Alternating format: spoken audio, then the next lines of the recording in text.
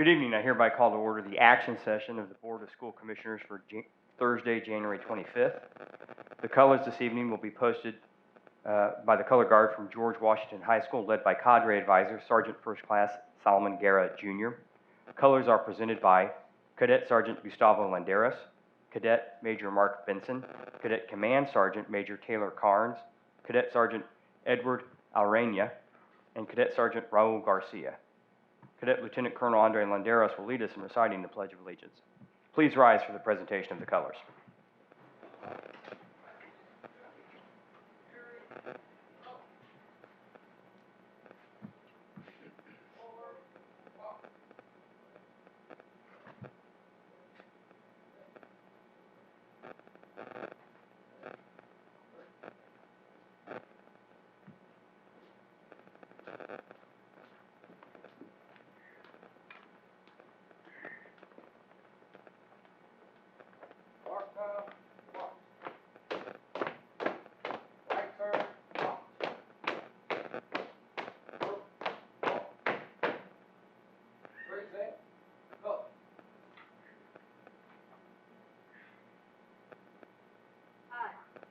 Pledge allegiance to the flag of the United States of America and to the republic for which it stands, one nation, under God, indivisible, with liberty and justice for all.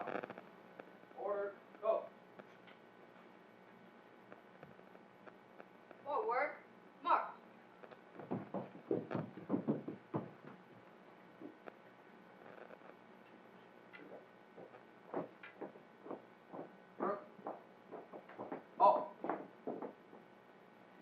Prepare to post.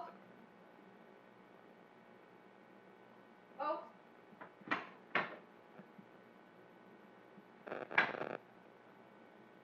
Present arms. Order arms.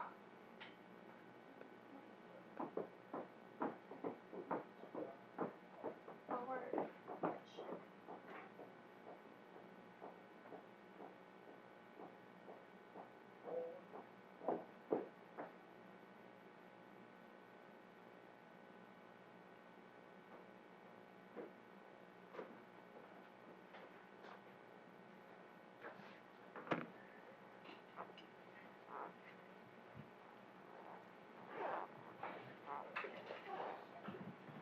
Thank you to the color guard from George Washington High School.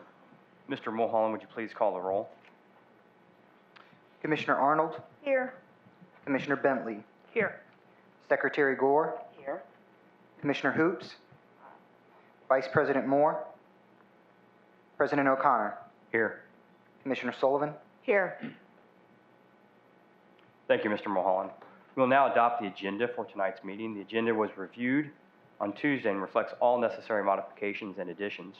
Reviewing the modified agenda, are there any requests for changes to the agenda as presented? Hearing none, do I have a motion to approve as the agenda? Second.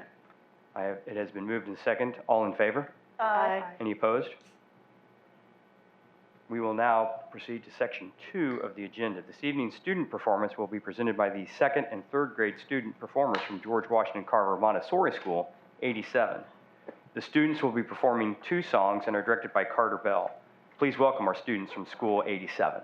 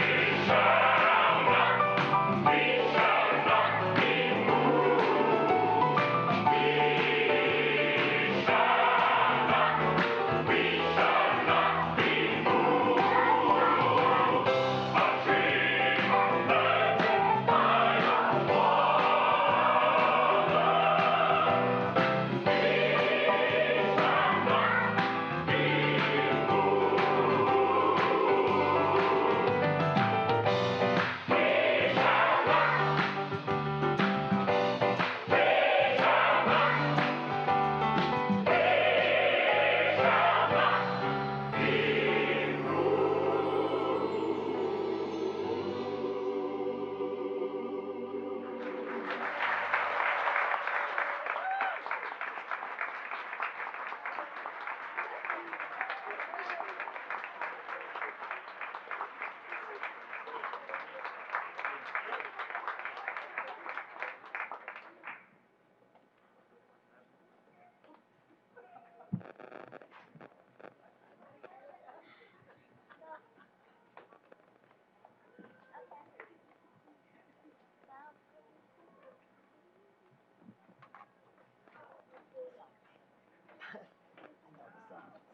like it too. It's Montessori. It's 87, George Washington Carver. Near west. You can see it from 65. Okay.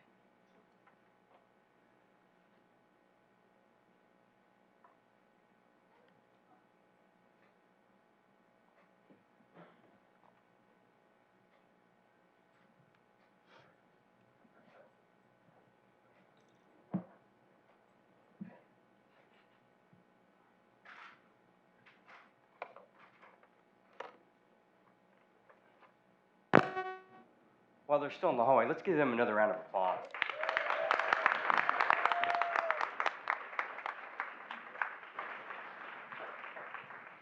We are honored tonight to recognize two individuals with Parent and Community Partner Awards. These individuals were nominated by Principal Brandy Herbert for their hard work and service to the School 27 community. Principal Herbert joins us to recognize these outstanding community partners. Commissioner Bentley, would you recognize our first honoree? Tonight, our first honoree we'd like to recognize is Tara Feeney. Is Tara, okay.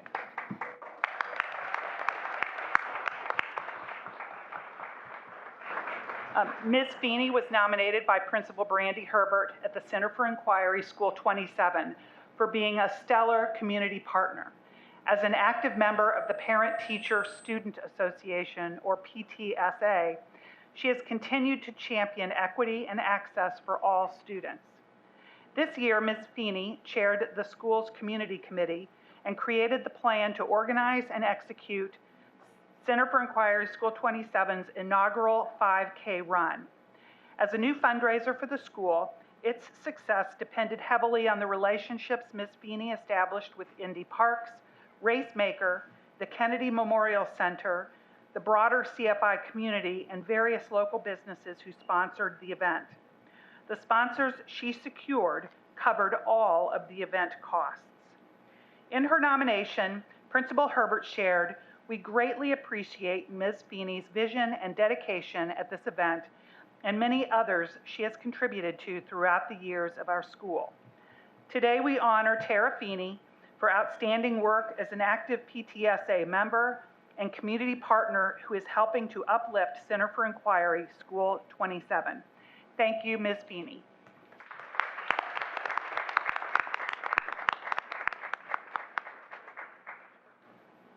Tonight, we also honor Melissa Peter.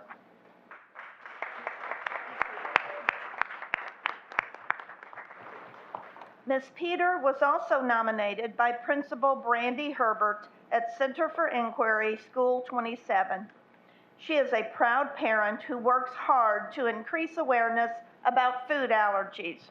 Ms. Peter works with the IPS Food Services to provide peanut-free food options on the menu that benefit all students.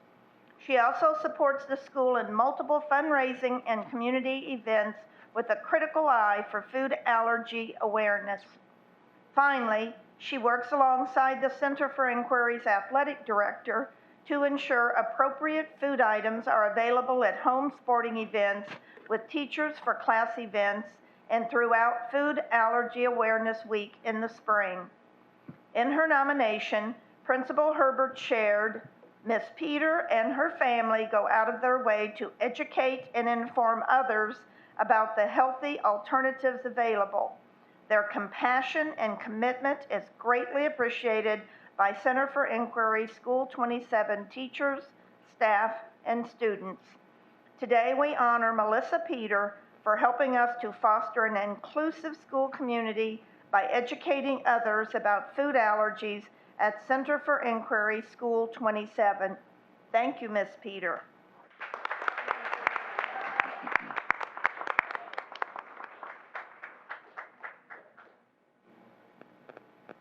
Congratulations again to both of tonight's award winners, and thank you for your dedicated service to the students and families of School 27.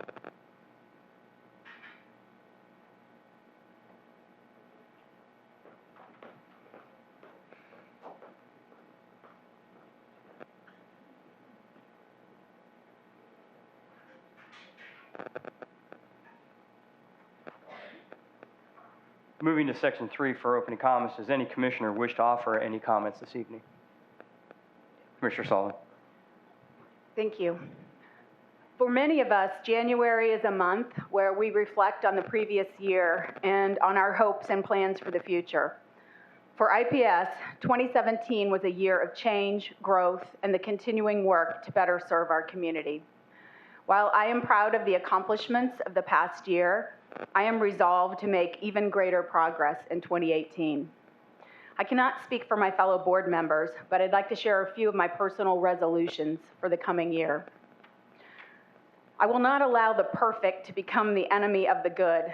I will continue to advocate for change when existing conditions are not what they should be. Or as Senator Cory Booker says, do not let your inability to do everything undermine your determination to do something. This does not mean that I will ignore questions and concerns about our strategies, but my interest and my efforts will be weighted towards solutions, not criticisms, towards progress, not fear. I will press for us to get serious about engaging, empowering, and respecting parents. For as long as I can remember, going back to my own days as an IPS parent, this district has said all the right things about valuing parents. Unfortunately, it seems we still value them more in word than deed. A critical component for the success of school-level control of schools is real, meaningful family engagement. This is something that we need to track, measure, and hold ourselves accountable for doing well, or it won't happen. Well, it's happening in 2018. I will stand firm in my commitment to move towards more equitable distribution of resources across our schools. Achieving greater equity will require sacrifice, ingenuity, moral fortitude, and unity. It may necessitate hard choices, but I hope it will also spur new efficiencies and innovation. I think tonight's discussion on SBA will be a good example of how complicated and important it is for us to get this right. I will become a better advocate for our students and their families outside of my work on this board. The impacts of institutional racism, low levels of economic and social mobility, unsettled immigration policies, segregated neighborhoods, violence, childhood trauma, the opioid crisis, and many other external factors are always running in the background and complicating our efforts. I can and must do more to address these broader community conditions. And finally, I will strive to be more open-minded, humble, and supportive of my fellow board members and the hard-working staff who do the heavy lifting that makes this district go.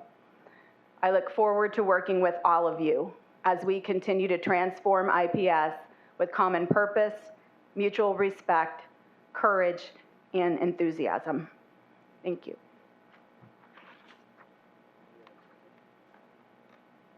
Pardon me, any other commissioners? We do have, we'll move to the public comment section. We do have several commenters this evening. However, they are commenting on specific components of the agenda. But as part of moving things forward, I'll read the reminders to our public commenters, and then we'll move on through the agenda. So I'll remind our speakers that you're allowed 3 minutes to offer comments to the board. A timer will start when you begin, and I ask that you briefly conclude your remarks when you hear the timer go off. Comments should be directed to the board collectively, should be respectful, and should not address a topic that might be of confidential nature or that would compromise the impartiality of the board. I'll also remind our speakers that while the board is happy to receive your comments, will not respond or answer any questions at this time. As I said, we have, I think, 5 commenters, like you said, this evening. They are on components of the agenda, so as we hear each of those points, Mr. Gramelsbacher will call those commenters up. So moving to the consent agenda. The items included on the consent agenda were reviewed at our agenda review session on Tuesday and reflect all necessary modifications. Do I have a motion to approve the consent agenda as presented? So moved. So moved. Second. Any comments? All in favor? Aye. Any opposed? The motion carries. Item 5, board reports. Item 5.01 is an annual appointment to the IPS Finance Committee. A list of the current members and those recommended for appointment or reappointment are presented in your material and on the board docs on the internet. Do I have a motion to approve the 2018 Finance Committee appointments as presented? Second. Any comments? All in favor? Aye. Any opposed? The motion carries. I'll now turn the agenda over to Dr. Farabee. Good evening, Commissioners. Thank you, President O'Connor.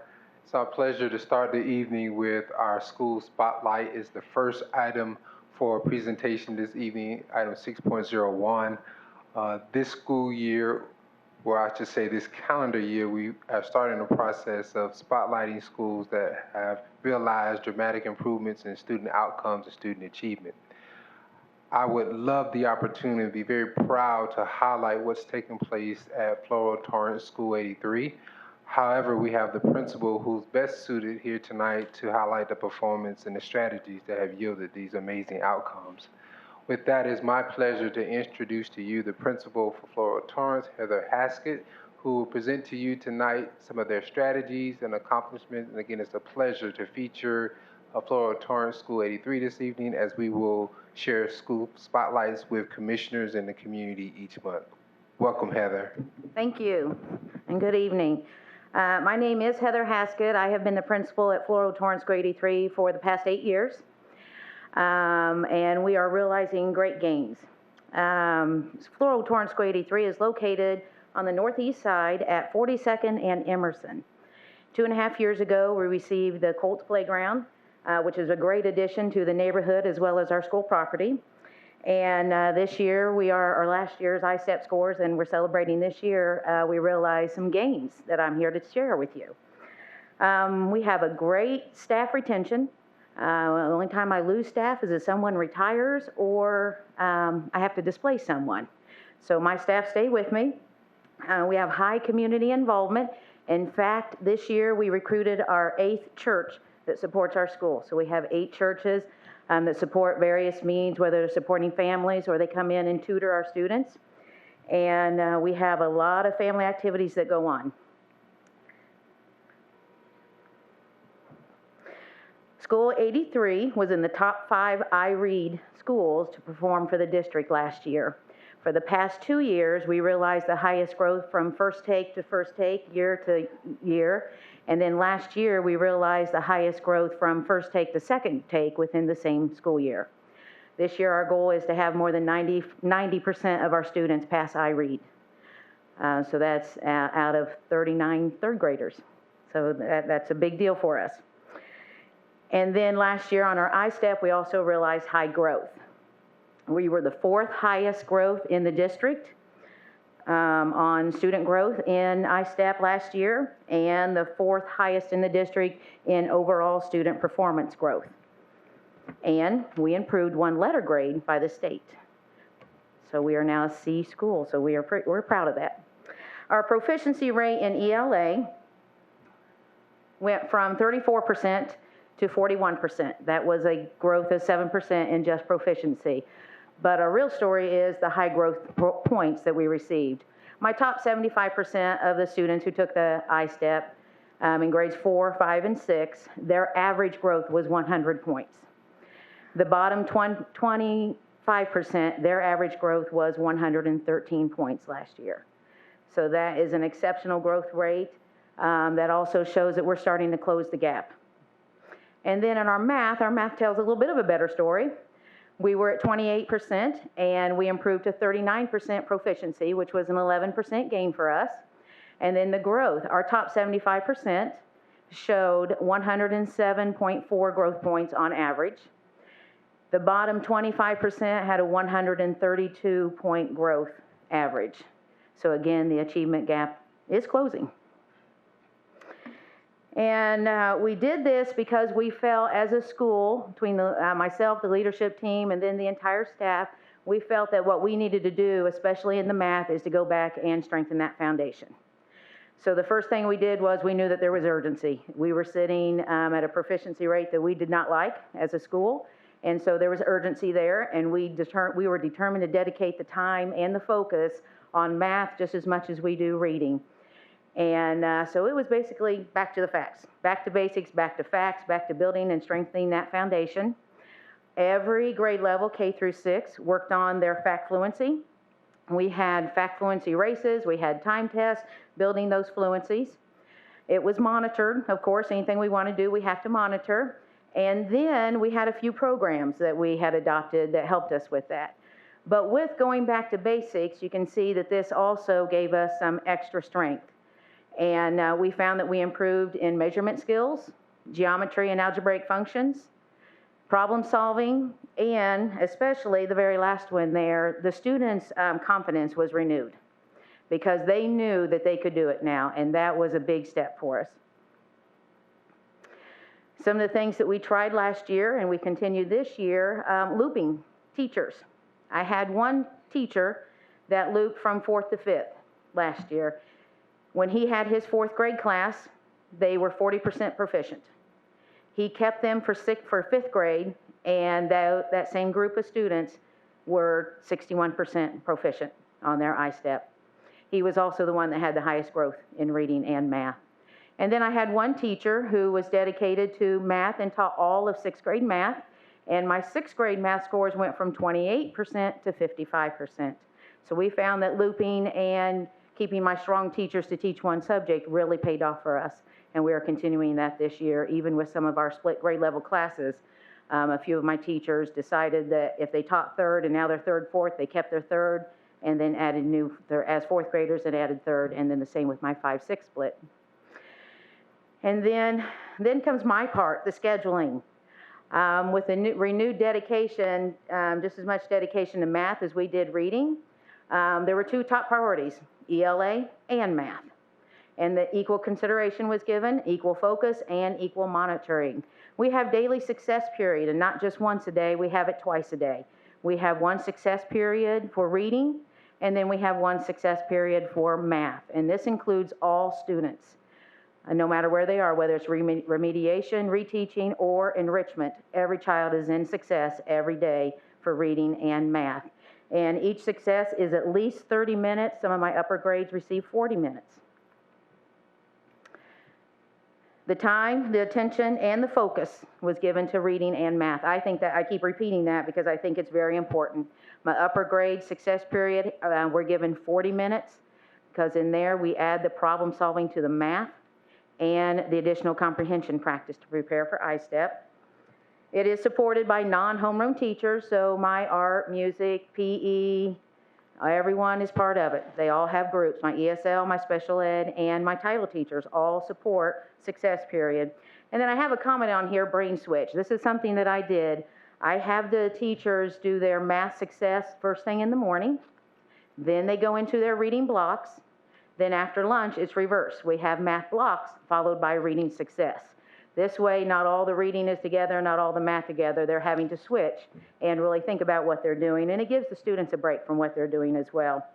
But one thing I want to mention is that during success period, it is for all children because at School 83, we're working on developing those future AP students that are going to be in the high schools in just a few years. And so the enrichment is included. And we make sure that not only the students are getting their remediation and their mastery, but they are getting opportunities to be enriched and build on their knowledge. And then we create plans because we have common planning time for our teachers.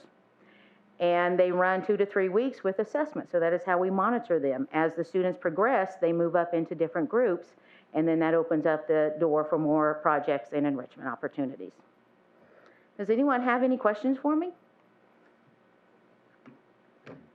Commissioner I'm thrilled to be here so I can share about 83, because we're very quiet up there. We're thrilled to have you. Thank you, Heather. Okay, thank you. Commissioner Solomon has a question, I think Commissioner Yes, Moore. I had a couple of questions. So you made some big progress on literacy. Are you seeing further impacts of improved literacy in other areas? Are you tracking that in any way? Yes, we are. This year, each year we've had a different reading test that we're doing. So this year we are doing TRC. So my entire school is on TRC. K through 2 have been doing it with their dibbles, but now we are K6 TRC. And tomorrow is the last day to finish up, but the upper grades have already finished their testing, and we are seeing remarkable growth from August until the January middle of the year assessment. And when I say remarkable growth, it's not only just improving 1 or 2 levels. We have students who are improving 6 and 7 levels at a time. I guess what I'm interested in is because students have higher levels of literacy, are you seeing improvement in other subject areas, in science or? Right.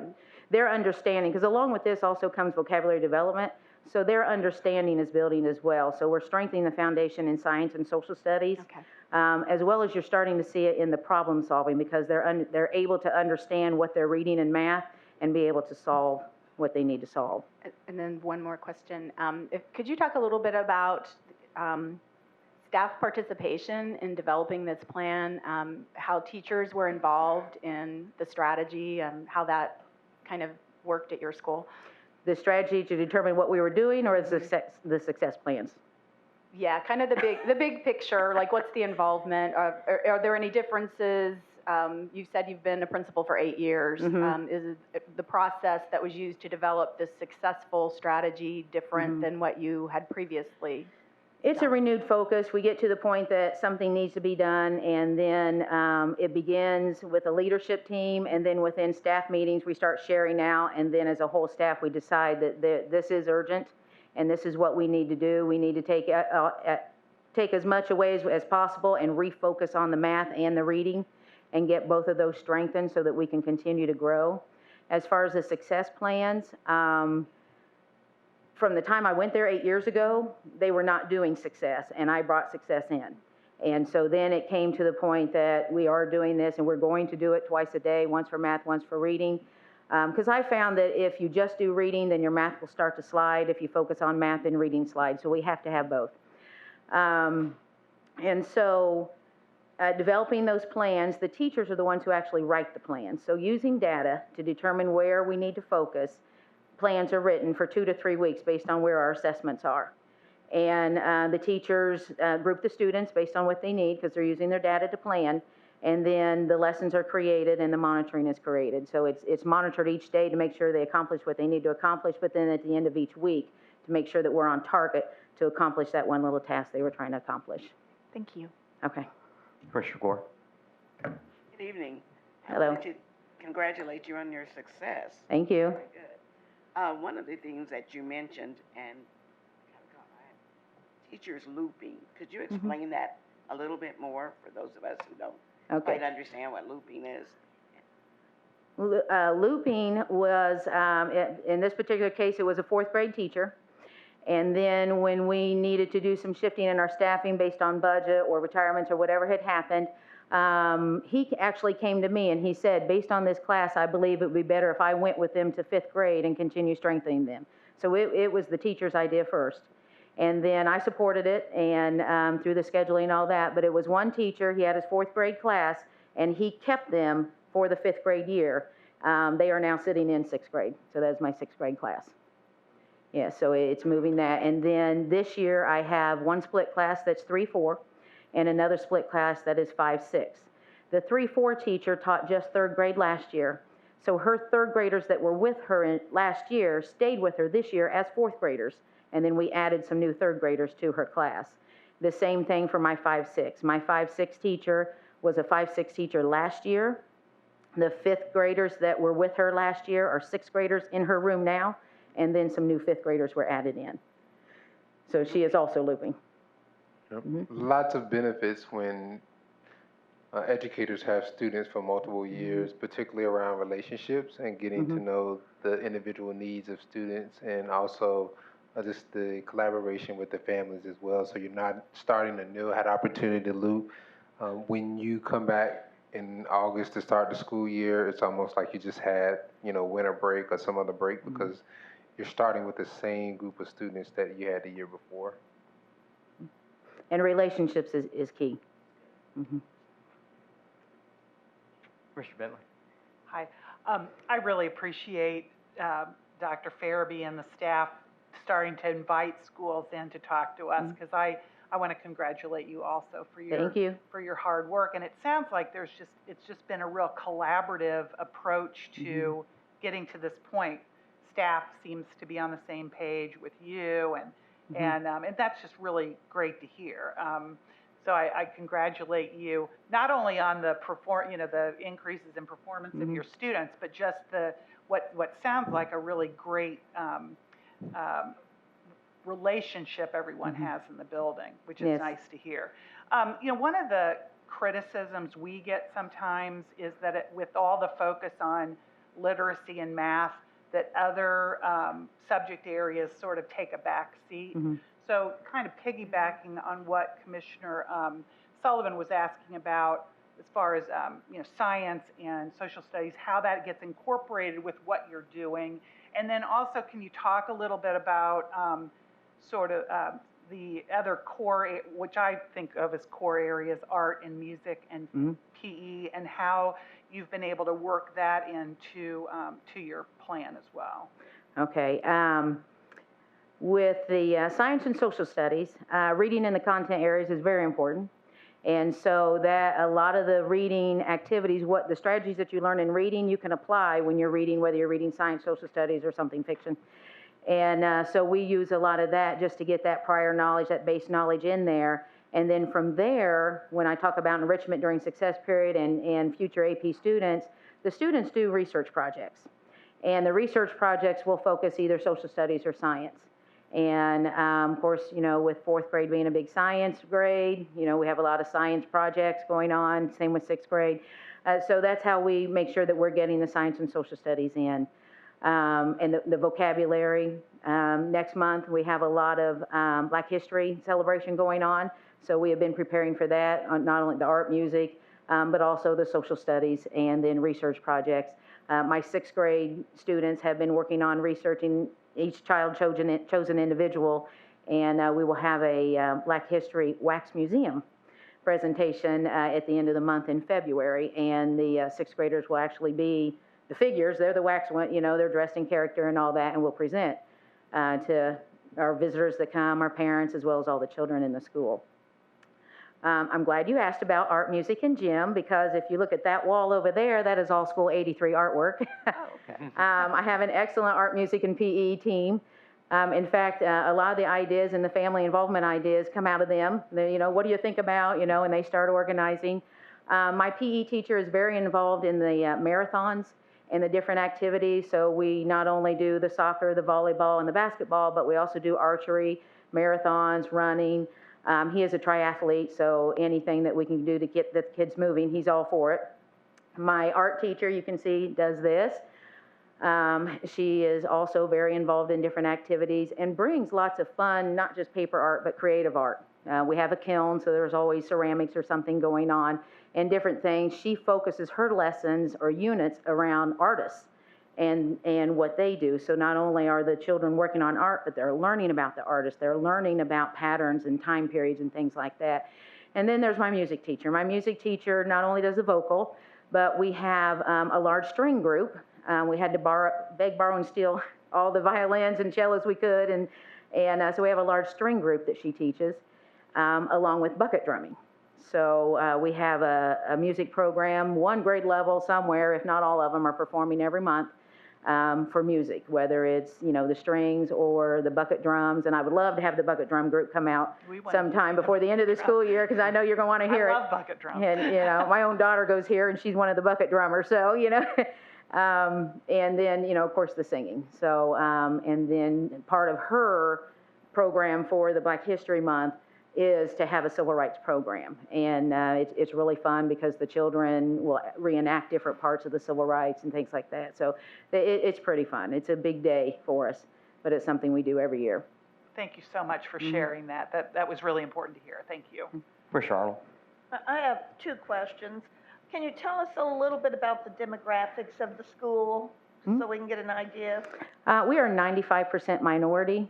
Of that, about 65% African American, about 30% Hispanic, and about 5% white or other. What about your ELLs and your special ed? What are your percentages? My special ed is below 15%. We're actually sitting at about 12 to 13%. And my ELLs, about 25%. And poverty level? 80% free and reduced lunch. My second question is, tell me a little bit about parent involvement and family engagement, and how does that work? Each month we have a family engagement opportunity.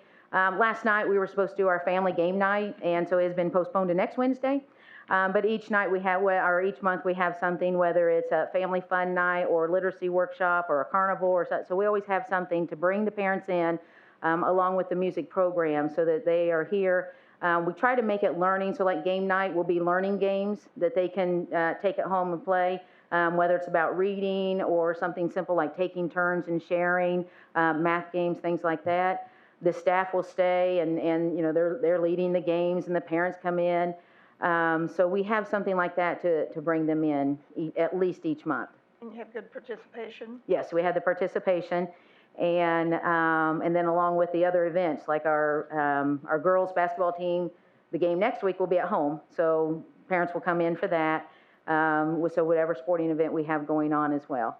Even when we do the marathons, we have parent support on that, where they will go and at least chaperone, but most of them walk or run with us as well. Yeah. Commissioner Moore. See, I'm not going to ask you a question, but I'm kind of going to ask you a question. I first want to say that you're in my district, so I'm very, very proud to hear that. And Good. so I would like to stop by doing your civil rights program you discussed. So Okay. if I can get the date of that, I would greatly appreciate it. Okay. So I would like to stop by for another time, other than the fact that I got stopped in front of your school because I was driving a little bit too fast. Yeah. Shocking. You have to be careful on Emerson, yeah. I got a ticket too, so I mean, Oh, it was no. fair. He gave it to me. But my other question, because I am very, very impressed with a lot of the stuff that you said. So my other question is how do you go about sharing some of your experiences with the other principals of schools for like K through 6 or K through 7? So do you do a lot of sharing and networking with them so that they can like glob onto some of the positive stuff and then try to work some of that into their program? I had with a tight group, but more so this year than ever.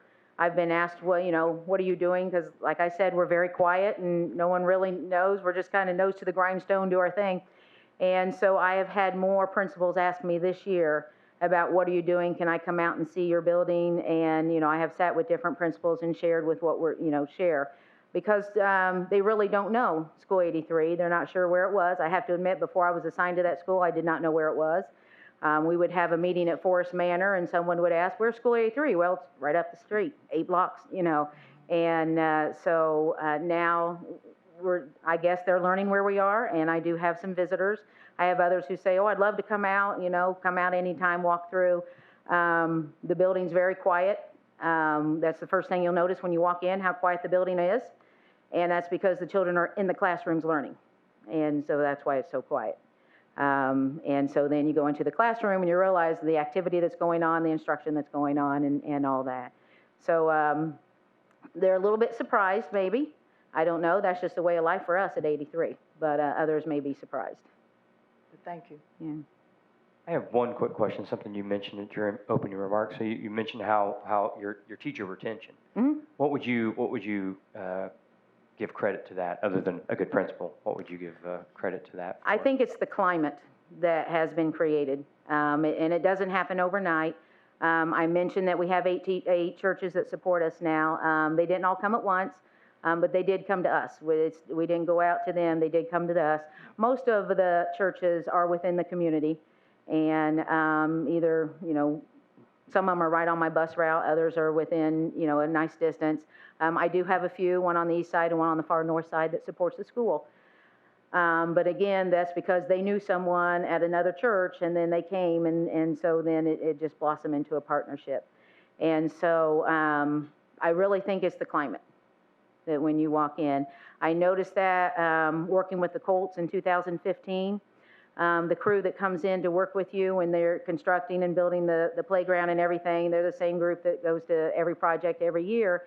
But they started making comments about how different 83 was than any school they had worked with, whether here in Indiana, Indianapolis, or across the country, because those different projects across the country. And that's when it started making sense to me about, you know, we are a little bit different than everyone else. At the time, I couldn't put my finger on it because to me, again, it's my way of life. This is just what we do. But then others that come in, they will start making comments about how calm it is, how clean it is, you know, how well the children are doing. And it is all part of the climate. I had mentioned that relationships are key, and that's what we have at School 83. We have to have relationships. A lot of times, people who are new to the school and they've never been in the school and they've never met me, I will be out in the hall. They think I'm one of the teachers. They don't realize I'm the principal because I'm out in the hall with the kids, hugging on the kids, you know, checking with them. Did you get your homework done? That kind of thing. And a lot of them don't realize that I'm the principal until I go back into the office and say, oh, you're the principal. So, yeah, so I really think it's the climate, it's the relationships that we have with each other, with the children, with the families in the community. Thank you.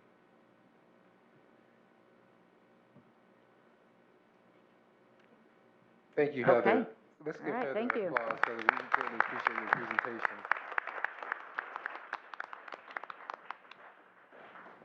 She has definitely set the bar high for 2018 as we think about bringing other schools forward, but again, greatly appreciate the work that's happening at Flora Torrance School 83. Commissioner, the next item on the agenda is our quarterly finance update, which is item 6.02. A reminder to the community that IPS continues to maintain financial and operational transparency by providing financial updates to stakeholders in the community based on progress and also our accounts.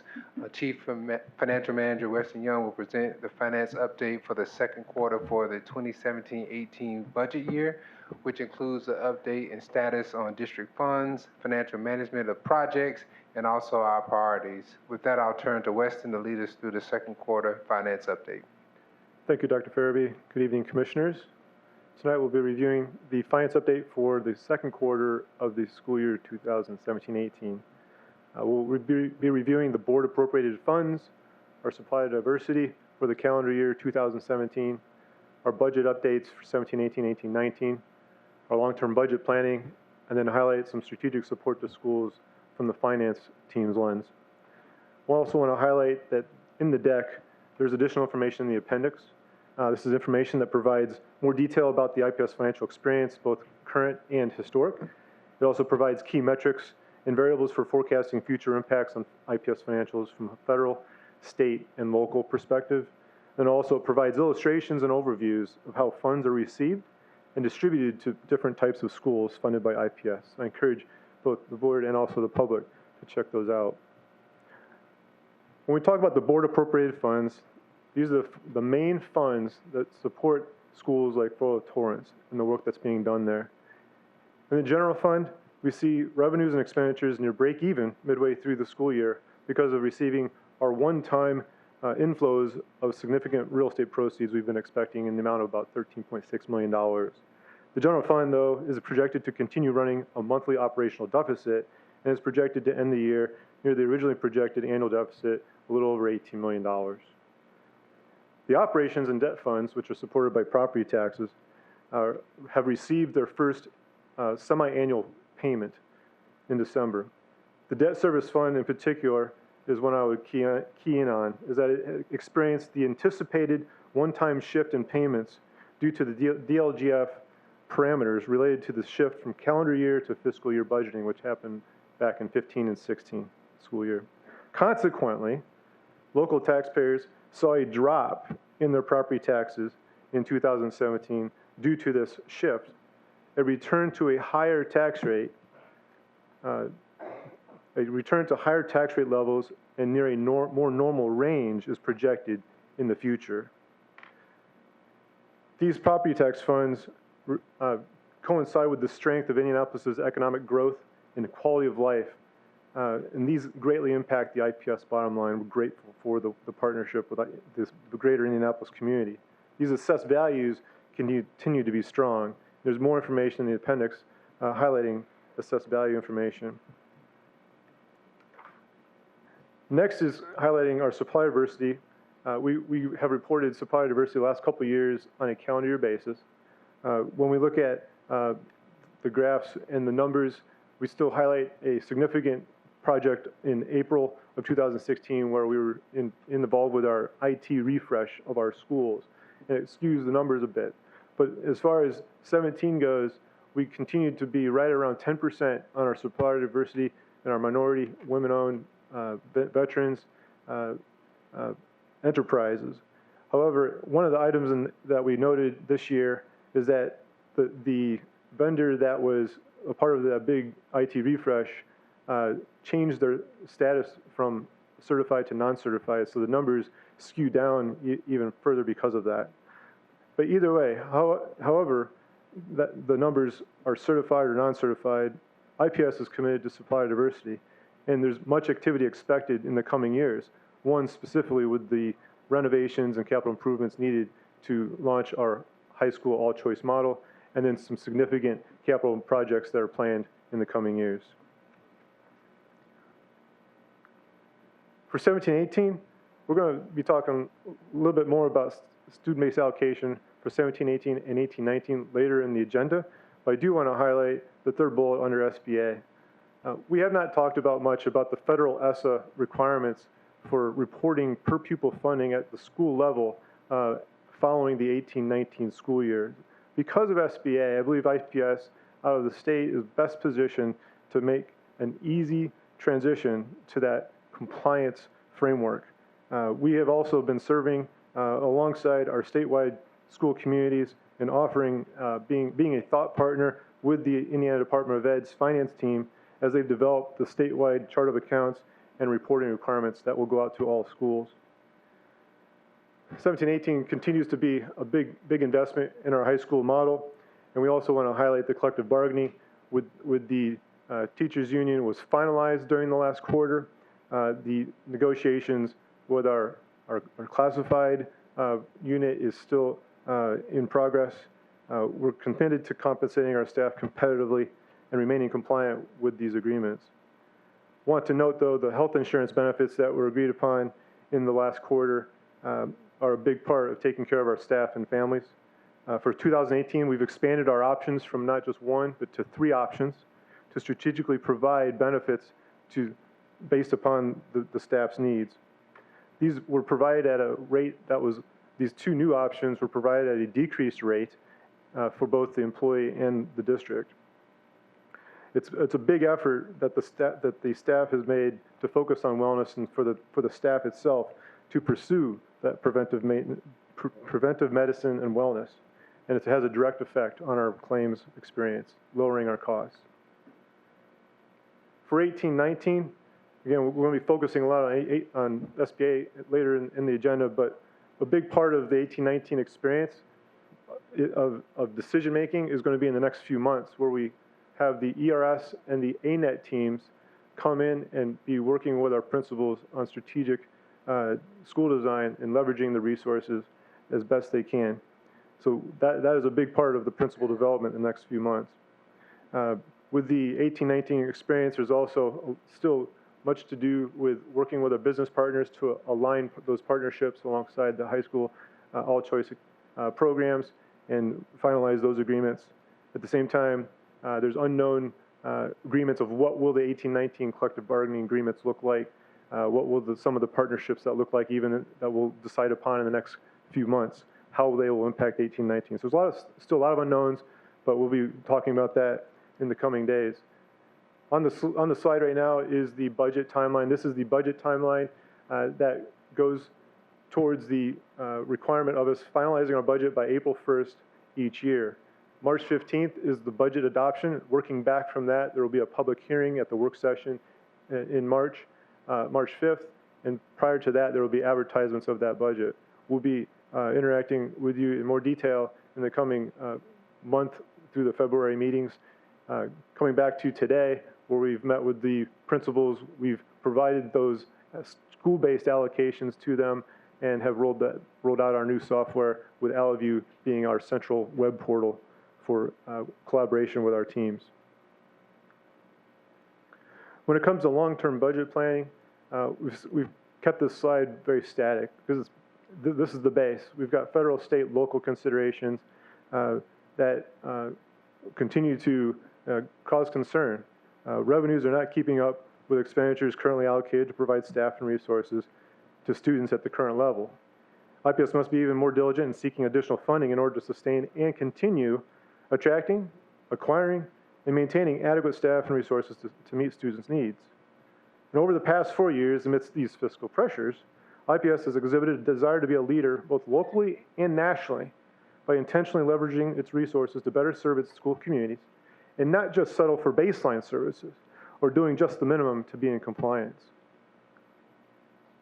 The next two slides highlight our desire to move from compliance, which may have been how I would categorize it when I started in July 2015, to moving towards a strategic support to schools. This is a slide that literally was displayed in a different format, but has the same words in January 2016's quarterly finance update, where the former practice was a narrow focus on compliance and outdated processes and tools. And we're trying to move to a strategic support where we maintain compliance, we have streamlined processes, we're supporting strategic resource allocations, and we're delivering analyses to principals and central services teams in a timely manner. But how did it develop? So in 2015, there was a strategic plan. And the development of that strategic plan started with Dr. Farabee coming on board and internally assessing these operations back in 13 and 14. He invited the Indy Chamber to come in with the area business leaders to assess and recommend operational and resource management ideas. He invited the Council of Great City Schools to come in and provide specific recommendations on the financial management of the district. He established a budget development committee, which I proudly served on as a volunteer finance dad, to provide recommendations on cash management, best practices of calendar year versus fiscal year, and also provide operational improvement recommendations. Then IPS engaged community members and working groups to outline what operations should look like to support the teaching and learning and community engagement goals of the strategic plan. So again, I'd like to share from the finance perspective how I see the current practice has evolved. 3 specific areas. One is untimely audits. In the past, I would categorize as untimely audits. The IPS experience is that in July 2015 when I started, the most current audit at that time was 2012. Currently, we're the only school district under audit in Indiana for the school year 2016 and 17. But being a solution-minded team, we've proactively engaged with the State Board of Accounts to receive assignment of staff to schedule audits as early as possible. Even with these requests, IPS will barely finalize the audit within 12 months of the year end. In any other state or industry, this is unacceptable. The impact to IPS, stakeholder requirements to deliver timely audited financial statements are not met. The demand for Indiana municipal bonds increases the cost of our debt. The rating agencies hold rating determinations and potentially decrease the rating, which eventually increases the cost of debt. The staff and organizational controls are not monitored from an independent third-party provider. So what is IPS doing about it? We've requested SBOA to do an audit every year rather than on a biennial cycle. We've advocated for the ability of school districts to seek an external waiver from SBOA to have an independent CPA firm conduct the annual audits, and it's now available to us. And so with that ability, IPS is now working with SBOA to finalize the approval of our external waiver for the school year 17-18 and 18-19 audits. So IPS believes a timely audit will improve accountability of IPS staff and systems, lower the cost of debt to taxpayers, timely deliver a third-party review to stakeholders who currently invest in the district, and provide best practice assurance to provide stakeholders who are performing due diligence for future investment in the district. The second one is systems. It moves from a paper-based system to upgraded systems with automated workflows. I'll highlight two items here that provide better data analytics, informing managers for better decisions, improving our internal controls, and improved communications. First is AlloView. It's an automation of budget oversight and development in one web-based portal for school-based teams, academic leadership teams, and social services teams. Kronos is second. In August, we presented an update on the Kronos timekeeping project that had not yet launched, but had been in development for over a year. From mid-October to this week, various cohorts of staff went live in the system. Now, all timekeeping for staff is in Kronos as of this week, supported by a dedicated social services team and recently approved HR policies, which will continue to come. We believe the implementation increases accountability, alignment with staff responsibilities, management of HR policy, budgetary policy, and cash flow constraints. And third, addressing human resources defined student-teacher ratios. We believe that we are allocating resources in a better way.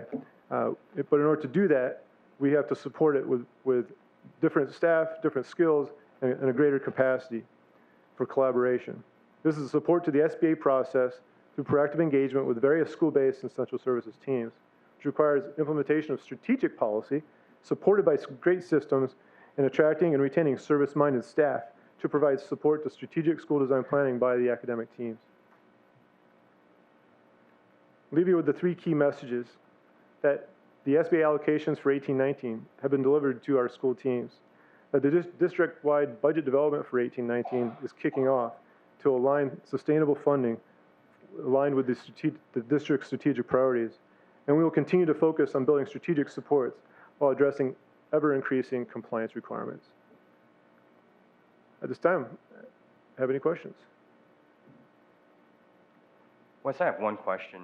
You talked about the ESSA requirements. When's the compliance deadline for the ESSA funding per pupil financial compliance? So ESSA funding per pupil is required for the 18-19 school year.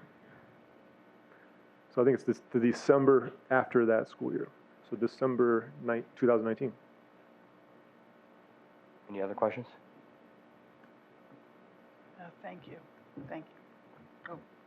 Yeah, I just, Mr. again, Sullivan. want to thank you for just the amount of work that you've done in a relatively short time is really, really impressive. And all of the things we want to do all depend on the resources that we have to do them. So thank you very much. Thank you. We have a great team. I wanted to add something too. You can go to your seat. You don't have, I don't have a question. I just wanted to, thank you and just tell you how much we appreciate the fact that, you and your team are taking a leadership role just statewide in some of the significant changes that are occurring just at the state level and at the federal level. And so, I just really appreciate that we are ahead of the 8 ball, particularly with the ESSA requirements and some other, requirements from the state. And so, it's very much appreciated. So thank you. And just a reminder, I think we brought this up on Tuesday's meeting, that a lot of those requirements come with compliance requirements and work requirements and workflow requirements and staffing requirements upon us, and with no dollars to support those requirements placed upon us. So Wes, thanks for all the work you're doing. I know it's a burden, but I know you're doing it as effectively and efficiently as possible. I believe in our next presentation, Dr. Fairby, we've got commenters regarding the Wendell Phillips School 63. Joe, am I correct on that? So if we could, the commenters associated with this presentation we'll bring on now for the public comment section, and then go into Dr. Fairby, the administration's presentation. Thank you. Yeah, our first public comment this evening is from Henry Gaither, please.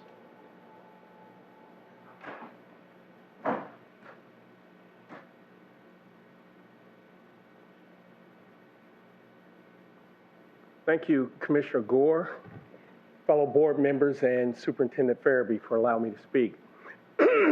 Excuse me. I live at 1926 West 10th Street, about 2 blocks from School 63. I have sentimental ties to the school as my mother and uncle both graduated from the school. I am understanding that School 63 has now been a failing school for at least 5 years. So, my belief is that if you continue down the same road, we're going to get the same results for it. So to that end, I've been able to break bread with Mr. Sanjan George, the person that's in charge of Matchbook, and I've heard what he has to say in terms of his methods and what his plans are for the school. And because of what I have heard, and because I believe that is most important that our kids of that district, that area, be educated properly, that I'm lending my support to the Matchbook group in terms of turning around School 63, and I'm strongly supporting them as a resident of Hallville and neighbor of the school. Thank you. Our next public commenter is Charlene Kurtz, please.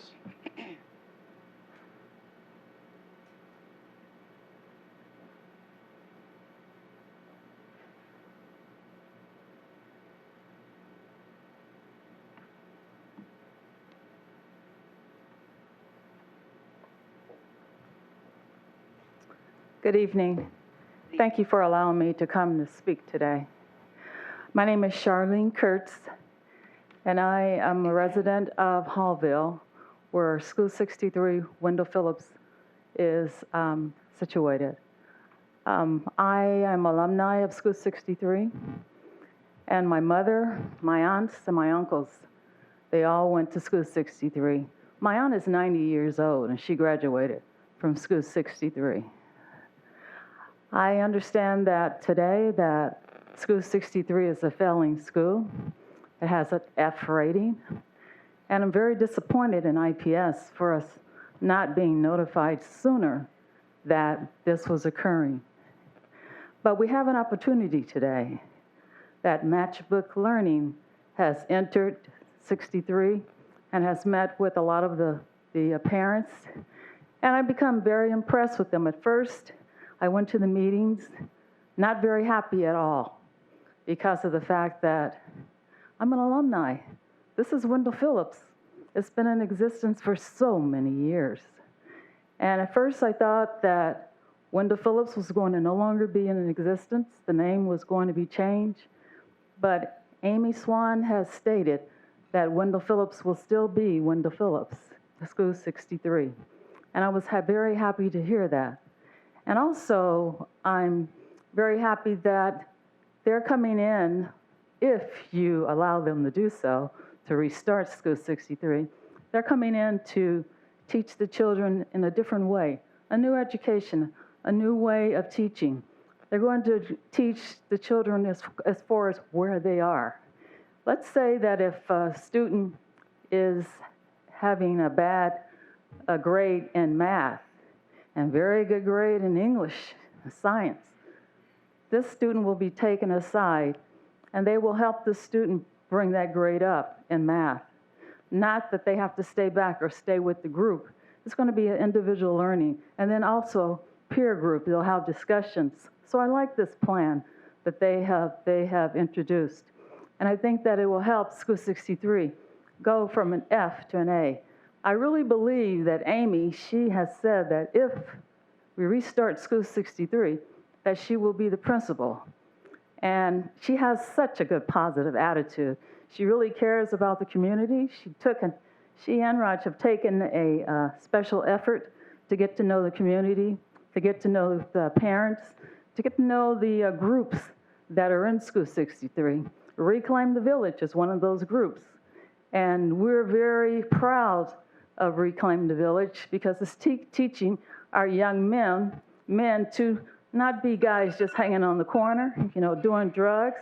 They care about their neighborhood and they want to make a change in their neighborhood.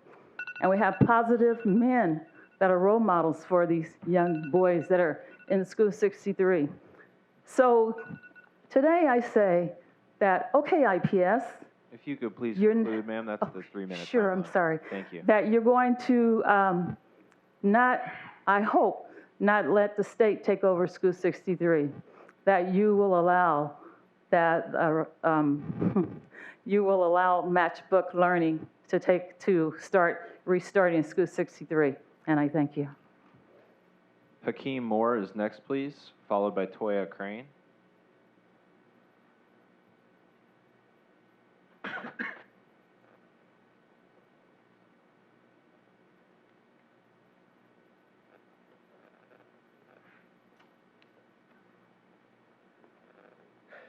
Good afternoon.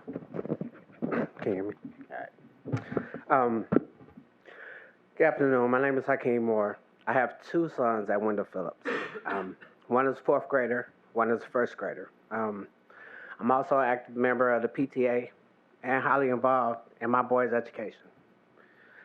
First and foremost, I believe more parents need to come up here to the board meetings or whatnot to help 63 be successful in the first place. I've attended numerous meetings at 63 discussing matchbook, and their plan to transform Wendell Phillips from a failing school into a quality and appealing school for now. I'm actually not from Indiana, I'm from Detroit, and I went to Cornerstone Middle School, which they came over and took over Detroit Public School, and they had the same quality of learning and individual teaching that Matchbook said that they will bring aboard. So with that being said, I'm here to give my support to Matchbook, and hopefully they can bring on this individual learning that they say they can bring on and help bring the school from the last 5 years, from a failing grade to positive results and a better education for my kids and all the kids at 63. Cornerstone system worked very well, and I just really hope Matchbook can do what they said. As an active member of the PTO, I will be, closely monitoring to them, closely watching them, and making sure they actually show what they can prove and show the success that they claim they can give to the kids. So with that being said, I support them. I support the opportunity that they're going to bring to 63. I'm sorry that it's failing, but we have to take a stand somewhere and get it to be better. So thank you for your time, and have a good night. Toya Crane, please, followed by Felicia Chapman.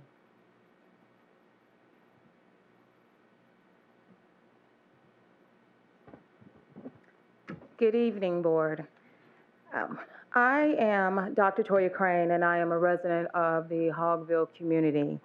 I have attended a number of the IPS meetings just for knowledge. I actually attend to seek the truth, to see what is the information that is being put out to the parents and to the children compared to what information is actually shared within the midst of those of power. Something that bothered me, I guess, during one of the meetings is one of the parents had asked, what happens if we don't agree with Matchbook, if we realize they're failing, or this is a program that we feel won't work for us? And what they were told is it wasn't their decision, it's yours. As a parent of a college graduate, I feel, although I don't have a child in this system, I feel bad for those who are in this system, that IPS for the past 5 years have failed the children. And now what you decide is to, instead of investing into the staff, the teachers, those who are from here who have given their lives to this type of system, and ask them to be a part of it, they're shunned, they're turned away, and then they're eventually told that their voice doesn't matter. So I challenge you, because I don't have a child in this system, my voice may not count. However, what I do believe is when it looks like a duck, sounds like a duck, and walk like one, it probably is one. And what I tend to do is trace the money. What it's surprising to me is Mind Trust received $1.2 million from Walmart. It also is mind-boggling that Teach for America received $15 million from the Walmart Corporation, and then IPS received $150,000 from the Walmart Corporation. And this is all privatization. So I ask, why are we gambling with our children's lives? When do you stop and ask yourself what's more important, social capital or financial gain? It's a fine line that you walk, sitting in those seats. Hopefully you don't let the children down because their future's dependent on. And it's unfortunate that you ask the parents to trust you when the track record is not so good. Felicia Chapman, please.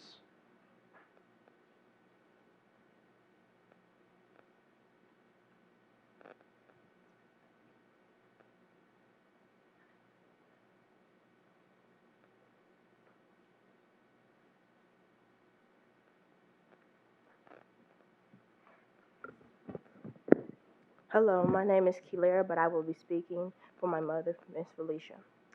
Good evening, and thank you for the time to speak with you tonight. Until recently, I believed the only change I could help bring to my child's school was through communicating with its administrators and teachers. But now I've learned that I can come and speak directly to you and provide a parent's input and recommendations on how we can all work together to change IPS for the better. My name is Felicia Chapman, and my daughter is Kilera, is a 7th grader at Wendell Phillips 63, a school that has had an F rating for the last 5 years. Back in December, I received a text message giving parents only 30 minutes notice, calling a meeting with the district at the school to discuss that the school was failing again this year. Of course, because of the short notice, only about 20 parents from a school with 500 plus students were able to attend.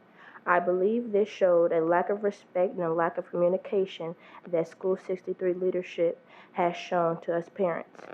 But it also shows a lack of professionalism and organization that a school needs to succeed and not fail like 63 has. Multiple chains of command have been and are failing these children. Thankfully, my daughter is an honor roll student, so I'm not here for her benefit. I'm speaking out for the other kids in her school who have learning disabilities, behavioral problems, and difficulties at home that they must overcome to succeed. I'm here tonight to voice my support for a restart of Wendell Phillips 63 as an innovation school managed by Matchbook Learning. In meetings and discussions with parents, I have discovered that Matchbook offers a focus on individualized learning for each child in every classroom. Students who may need to catch up will be individually cared for and focused on to reach their full potential. For students who are ahead of the curve, individualized learning will allow them to be challenged and quicken their pace of learning. Matchbook leaders have also met with many Wendell Phillips parents individually to discuss their plans. They provide ways for parents to communicate with school leadership, opportunities to help teachers, and aid in the success of the school. They have offered a detailed plan that I believe that can lift up this school and bring it up to an A status. After 5 years of failing, we're beyond crunch time. It's time for action.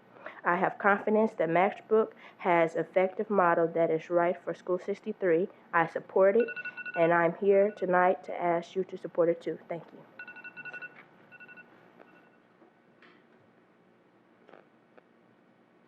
Christina Smith, please.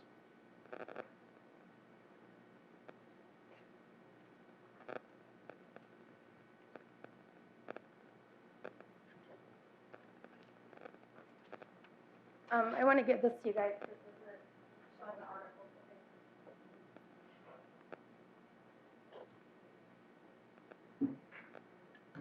I'm Christina Smith. I know that I've spoken with you many times. Last month I came before this board and provided research on blended learning like that Matchbook Learning utilizes. This research provides evidence that this method is unproven at best and detrimental to education at worst. Overall, it's clear that blended learning is not effective in educating low-income students. This board and the IPS administration has chosen to ignore research once again. So here we are tonight. This board will vote on whether to allow Matchbook Learning to take over Wendell Phillips School 63 on the near west side where I'm a resident. Matchbook Learning had schools in Detroit and New Jersey. Both were shut down due to poor performance and financial issues. In New Jersey, they operated Merit Preparatory Charter School. The test scores for this school were the lowest among the state, and the scores for academic growth weren't better. Only 7% of the school students met grade level expectations on the state math exams in 15-16. At the end of the last school year, the state of New Jersey revoked Matchbook's charter, citing poor performance and growth. On to Detroit, where Matchbook operated Michigan Technical Academy. Surprise, their charter was revoked there too. CMU, the charter authorizer, stated, "Unfortunately, despite the efforts of all involved, the academy has failed to demonstrate measurable progress towards its educational goal and has experienced serious financial problems, affecting its ability to provide a quality educational program." Matchbook was asked to submit a plan to improve, and CMU states, "The academy did not submit a workable plan and with best interest of students in mind. They had roughly $16 million in debt for one school with only 900 students. That's a whole lot of money, especially when they hadn't even paid their teachers when they shut down. Matchbook Learning has proven that they are not able to improve schools. Matchbook Learning has proven that they're not fiscally responsible. Matchbook Learning has proven that they are not worthy to educate our children. I leave you with this thought. Given all the evidence and facts about Matchbook Learning that you know, would you choose to send your children to the school? If it wouldn't be good enough for your kids, it's not good enough for ours." That concludes public comment this evening, sir. Commissioners, on Tuesday evening, Ms. Johnson provided an overview and shared details regarding the recommendation for Restart Partner at Wendell Phillips School 63. Ms. Johnson will share those highlights this evening, and then we'll have an opportunity to hear from the Matchbook team on the instructional model for the school. As Ms. Johnson comes forward, a reminder to commissioners that this process included a call for a proposal of applicants, also included several community meetings with families regarding the restart.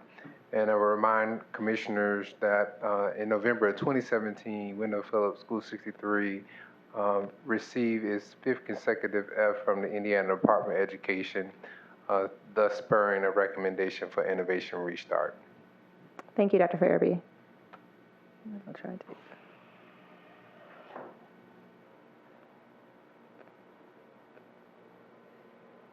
On Tuesday, we talked through our overall selection and matching process, so I won't spend a whole lot of time here. Our call for quality applicants opened in August, and so since that time, we have been going through our selection process based on the applicants that we received through that call for applicants. What I will talk about specifically is the process that we've had thus far with the Matchbook team, and then we'll have them come and speak with you as well. So we made the recommendation for Wendell Phillips as an innovation restart school in October of 2017, and then came to the Board of Commissioners with that recommendation, and the resolution was also approved during that month.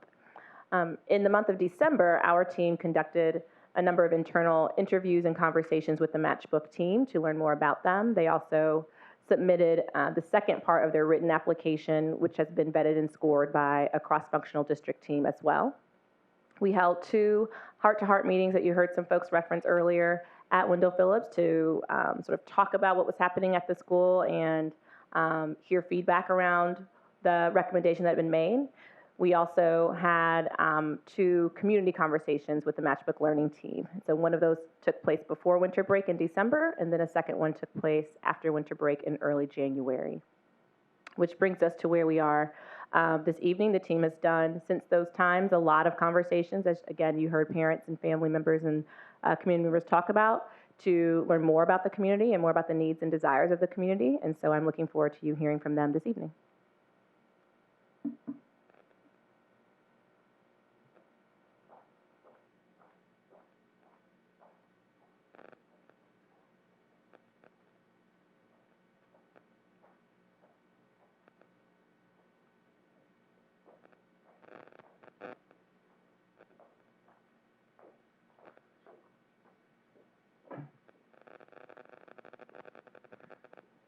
Good evening. My name is Sajin George, and I'm the founder and CEO of Matchbook Learning. For the last 25 years, I've spent a career doing turnarounds. The first 10 were actually turning around companies that were in trouble. I pivoted and began to turn around school districts, a number of large urban districts, New Orleans, New York City, DC. And then 7 years ago, founded Matchbook Learning to turn around individual schools. I'm joined by my colleague, Dr. Amy Swan, who is our Chief Academic Officer and future head of school, and I'll let her tell you a little bit about herself. Yeah, I'm down here. Hi, I'm Amy Swan. I've spent the last 15 years doing school improvement. I started off, majority of that was for traditional districts in Kentucky. I started off as a high school teacher and quickly realized there was an emergency because some of the students couldn't read.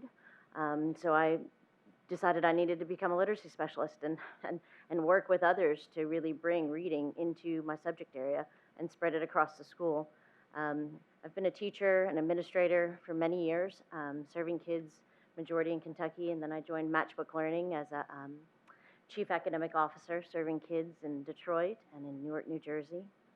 In Kentucky, I took a school from state watch list school to the first P21 exemplar school, and have a great passion for serving kids, and I'm really enjoying getting to know the community here, especially at Wendell Phillips, great community of kids and parents, and I'm really excited to present to you tonight. I'm actually grateful for the last set of public comments because I had planned to actually address those questions. As you can imagine, we get those all the time. And so I will do that in the course of the presentation. And at the end, if I haven't completely and transparently answered them, please ask me them again because we've got nothing to hide on that front. So a little bit about our story, you know, a little bit briefly about Amy and myself. I've always believed that vision stems from the convergence of three things. And this really captures what Matchbook is about. First thing is a clearly defined problem. If we're honest, in this country, the number of chronically low-performing schools, multi-years low-performing, has been on the rise for a number of years. And if we're honest, we have no sustainable, scalable school turnaround solution in the country. But secondly, you need a plausible solution. The promise of personalized learning, of meeting every student where they are and allowing them to progress in a personalized way, if that's the promise of personalized learning, why not test that promise with the kids that are furthest behind, that need it the most? And then the third thing you need to converge in your vision is a probable opportunity. A little over a year ago, when those ecosystems in Detroit and Newark, which I'll talk about in a minute, were basically deconstructing. They were not stable political environments for education reform. We knew that we had something innovative, but we needed a place that we could actually, over the long term, prove out the power of this personalized learning model. We hired some independent outside consultants that specialize in helping school management organizations grow and think about scale and where to go next. And we gave them two criteria. We said, scan the country and tell us what city can meet these two things. One, they have to be innovative, because this model is innovative. It's completely different from the traditional model of teaching and learning. But two, they need to be committed to turnarounds or restarts. We have never started a school from scratch. Our heart and our core competence has always been to those existing schools that are low performing, because the need is so great. So they surveyed over 30 different cities, and they came back to us, and the number one city on that list was Indianapolis. And I said, Indianapolis? And they said, go check it out. So a year ago, last November, I came here and spent 2 days meeting with various folks, IPS, the mayor's office, local philanthropy, chartered leaders, district leaders, just to understand what was here. And I came away after 2 years, and I was blown away. I've worked in a number of different cities over the last 25 years. I can tell you there's no other city that has the convergence, the ecosystem, the policy, and to be totally transparent, the opportunity to collaborate with a district potentially on a restart just seems second to none. My experience since moving here last summer has been actually their analysis, as much as they promoted the city, fell far short on where the city actually is. Our first set of community meetings were facilitated and moderated by IPS. I don't know if you'll find another district in the country that would do that. The spirit of collaboration instead of competition has been incredible. It's proven that moving here and making a decision to move matchbook learning here was one that not only that jived in terms of the data and the research that we're looking at, but also jived in terms of our heart, in terms of the work we want to do.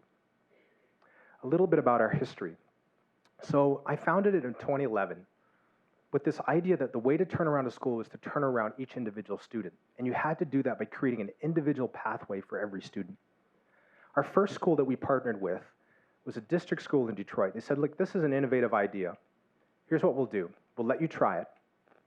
You can implement your model, but you have to work with the existing principal, you have to work with the existing staff, and you adhere to all of our union rules. And by the way, it's a bottom 5% school. Like anyone who's trying to try something, we said, okay, we'll accept those constraints and try. In 2 years, that school, A.L. Holmes, the percentage of kids on the state assessment, and they call it the MEEP, went from 22% proficient to 46. That school got an award from the governor as a reward school, normally reserved for those schools only in the top 5%. The state came back to us and said, those results are remarkable. In 2012, they formed a statewide recovery district called EAA, Education Achievement Authority, that took over several bottom 5% schools in Detroit. They came to us and said, based on your results in that first school, would you consider partnering with Brenda Scott, also a bottom 5% K-8 school? When we got there, only 7 out of 832 kids were proficient in either reading or math.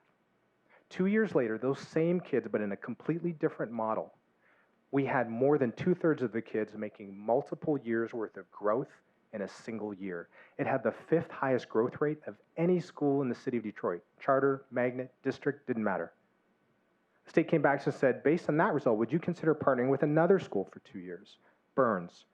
Burns was also in the bottom 5% K. This was the worst performing school in the entire state of Michigan. For 4 years in a row, out of 2,382 schools, Burns was ranked 2,382, the very bottom.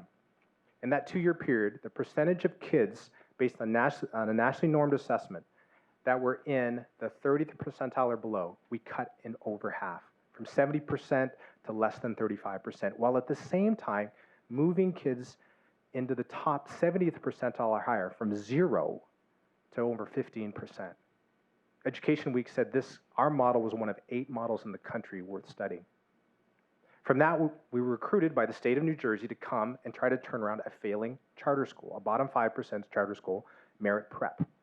Merit Prep was a middle and high school, but it had gotten on academic probation.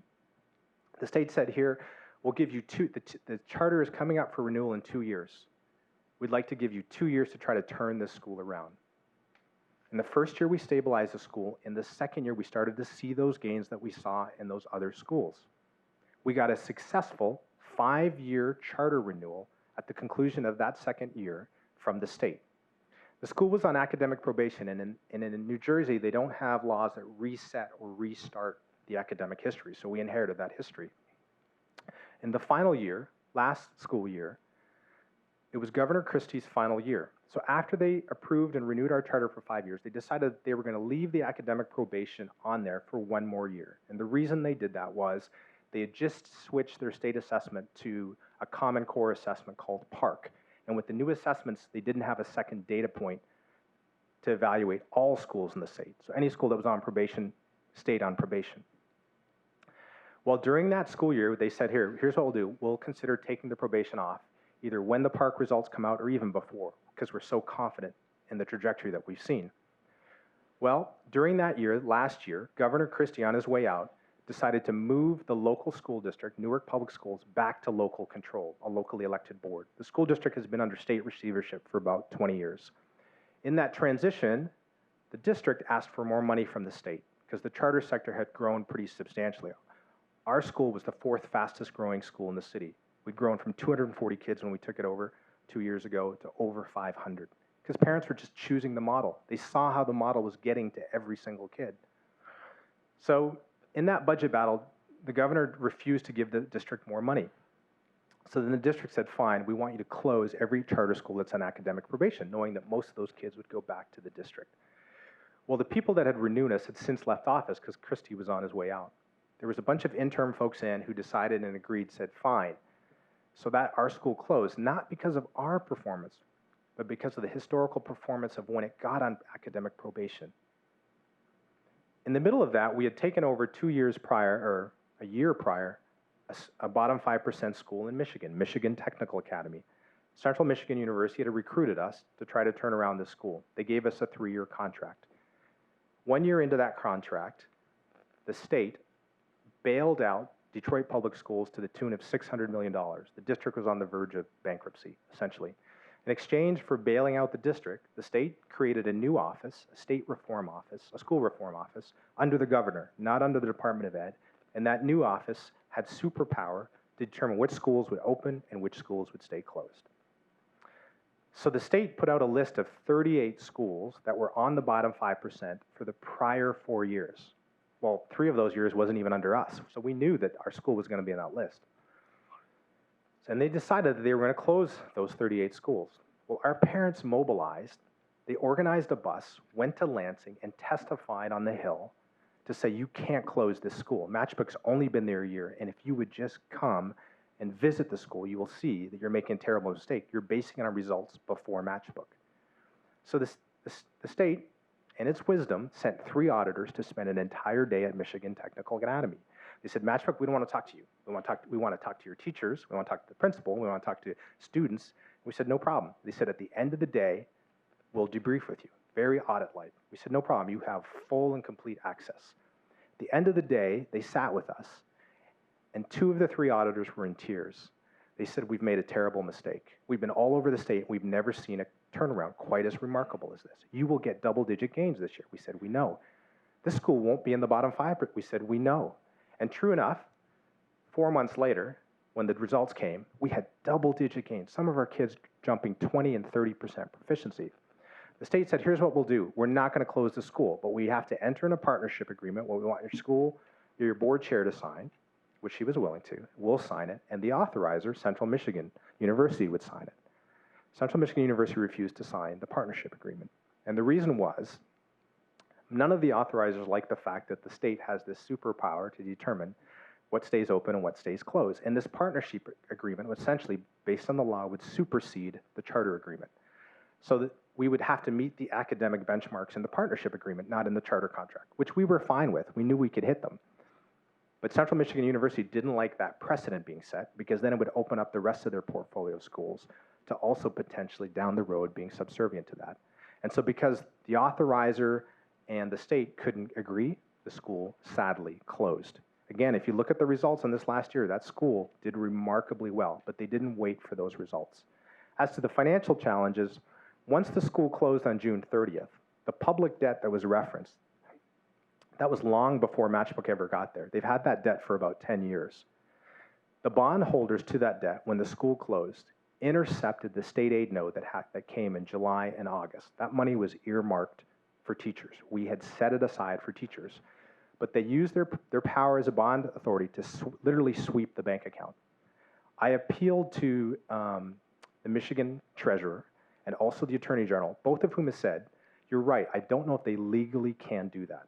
They appointed a receiver and the case is still going on. But to be honest, we weren't going to let it drag out. So if you do the research, and I would encourage the last speaker to do this, you will see that we paid every single teacher out of our pocket. A great financial cost to ourselves, but we felt it was the right thing to do. And so all of those teachers got paid, not because the state aid paid, not because the state aid paid us, but because we stepped and said, we will not let them not get paid. So a little bit, we've designed this technology platform called Spark. And the idea behind Spark is, if we've got a 7th grader that we know first day of school when we assess them, they're reading at a 3rd grade level, but they're doing math, say, at a 5th grade level. If all we do is give them a 7th grade textbook and a 7th grade curriculum and tell that 7th grade teacher, get them ready for the 7th grade I-STEP in a year, that teacher's going to be flummoxed, extremely challenged. So how do we meet that student at that 3rd grade reading level and maybe at that 5th grade level when he's sitting next to other kids that have their own starting points? And so the idea behind Spark is to give them these personal pathways. How does that work? So this is a diagram that sort of visualizes this personalized learning pathway that every one of our students goes through. At the beginning, they start with learn and practice. So at the first week of school, we assess every student to figure out what their academic starting point is. We know what age they are, but where are you academically? If you need to be working on, the reason you don't get long division is because you never nailed subtraction. Then we're going to start at subtraction with you. So in Spark, we have these playlist of options that kids can choose. And there's a multiple different ways you can learn how to do subtraction. And we let the students choose. Now, we've curated what we think is high quality and high rigor. The teacher can require or recommend certain ones. But we want the student to choose because that sense of agency is really important because it starts to form in students ownership over their learning. Once they complete their learns and practice, or what we call their playlist, they move to conference. In conference, they have to meet with a peer and explain to that peer what they've done. And we have guided questions in Spark for the peer to ask them, like, Amy, how did you choose to learn subtraction? Give me an example, Amy, of when you would use subtraction in everyday life. The peer signs off and says, yep, we conferenced, Amy's good. Then Amy conferences with the teacher. The teacher does a formative check for understanding. I know you did the playlist, but come over here to my desk or the board. Let's make sure you really understand this thing called subtraction. After they conference with the teacher then moves the student to apply. So at the apply stage of the practice is the students have to apply their knowledge. They have to do something with it, create, make a project, create a board game using the concept of subtraction, draw and design art that leads to how subtraction works. There's a rubric where the students have to score on a rubric of scale of 1 to 5, they have to score at least a 4 or 5 or 80%. We don't let them progress past the apply because we don't want them to partially understand this concept of subtraction because that's how these gaps start and grow. So they have to master it. And the teacher grades that apply, that project. After they finish their apply project, they move to assess. We partner with a company called Illuminate. It's a national data bank of questions. The teacher pulls 10 of them on subtraction, completes it, and then they move to the next learn and practice. So if you were to walk into a matchbook classroom, if this was one right now, you'd see kids either learning and practicing on their playlist, some kids conferencing either with a peer or with the teacher, some kids applying, working on projects, and other kids being assessed. But every student in this room would be doing that at their unique level. And what is the teacher doing with all this? The teacher is in the middle of the room, or she can put her desk wherever she prefers, but she's pulling small groups of students together. Here's 5 kids that need to work on subtraction. And then I'm going to pull this group of kids that need to work on long division. And then I'm going to pull these group of kids that need to work on a different task. And what Spark does is just help her keep track of all of that. It's a little small, but this is an example of a screenshot in Spark. So what you see of those columns are those different phases of learning. Learn and practice, conference, apply, assess. You see every student in the class, and you see what standard they're working on. That sort of gibberish is the nomenclature that we use in terms of standards, like what usually the first number is the grade, and then the subject, and then et cetera. And that also helps us work with content providers so we can take their content and map it to these standards. It also tells the teacher, from a priority standpoint, who's ready to conference, who needs their apply assessed, what small group do you need to start thinking about next. So think of it as a way of coordinating and organizing for the teacher. What we know is, in my experience in districts around the country, top 5% teachers know how to personalize. They know how to personalize learning without technology. They challenge kids at different levels. They have multiple things going on at the same time. They're ping-ponging around the room. They have this incredible agility and flexibility. The problem is we can't get those top 5% teachers to 95% of the kids in classrooms that need it. So what we're trying to do is make it easier for ordinary teachers to get the kind of extraordinary results that top 5 teachers do. And this helps them do that. Amy's going to talk a little bit about how this all comes together holistically from an instructional model perspective. So when you think about our instructional model, and you've just heard about the individualized learning, you also think, I don't want to get too close because I really have a loud voice. My husband tells me all the time. Pull that down. Oh, down too? And I'm short.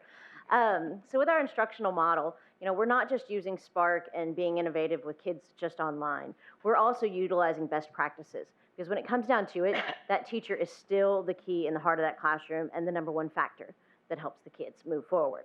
So we have structured coaching that's systemized for every teacher and supports. So they're getting weekly observations, weekly individualized coaching sessions, just like our kids. So they're getting the same support that kids are getting. They're getting it from us. But when they're in their classroom, the beginning of the class, it would look like a traditional classroom where you've got the teacher opening the class, although you've got all the kids sharing their logic and discussing things as a class. Sometimes with the little ones, you'll see them on the carpet. As they get older, you'll see them at their desks. But you hear them sharing logic, because even if I'm on a 5th grade level and I'm sitting in a 7th grade class, if I hear how Sajin explains his logic on an application problem, it's going to help me to actually start forming my logic.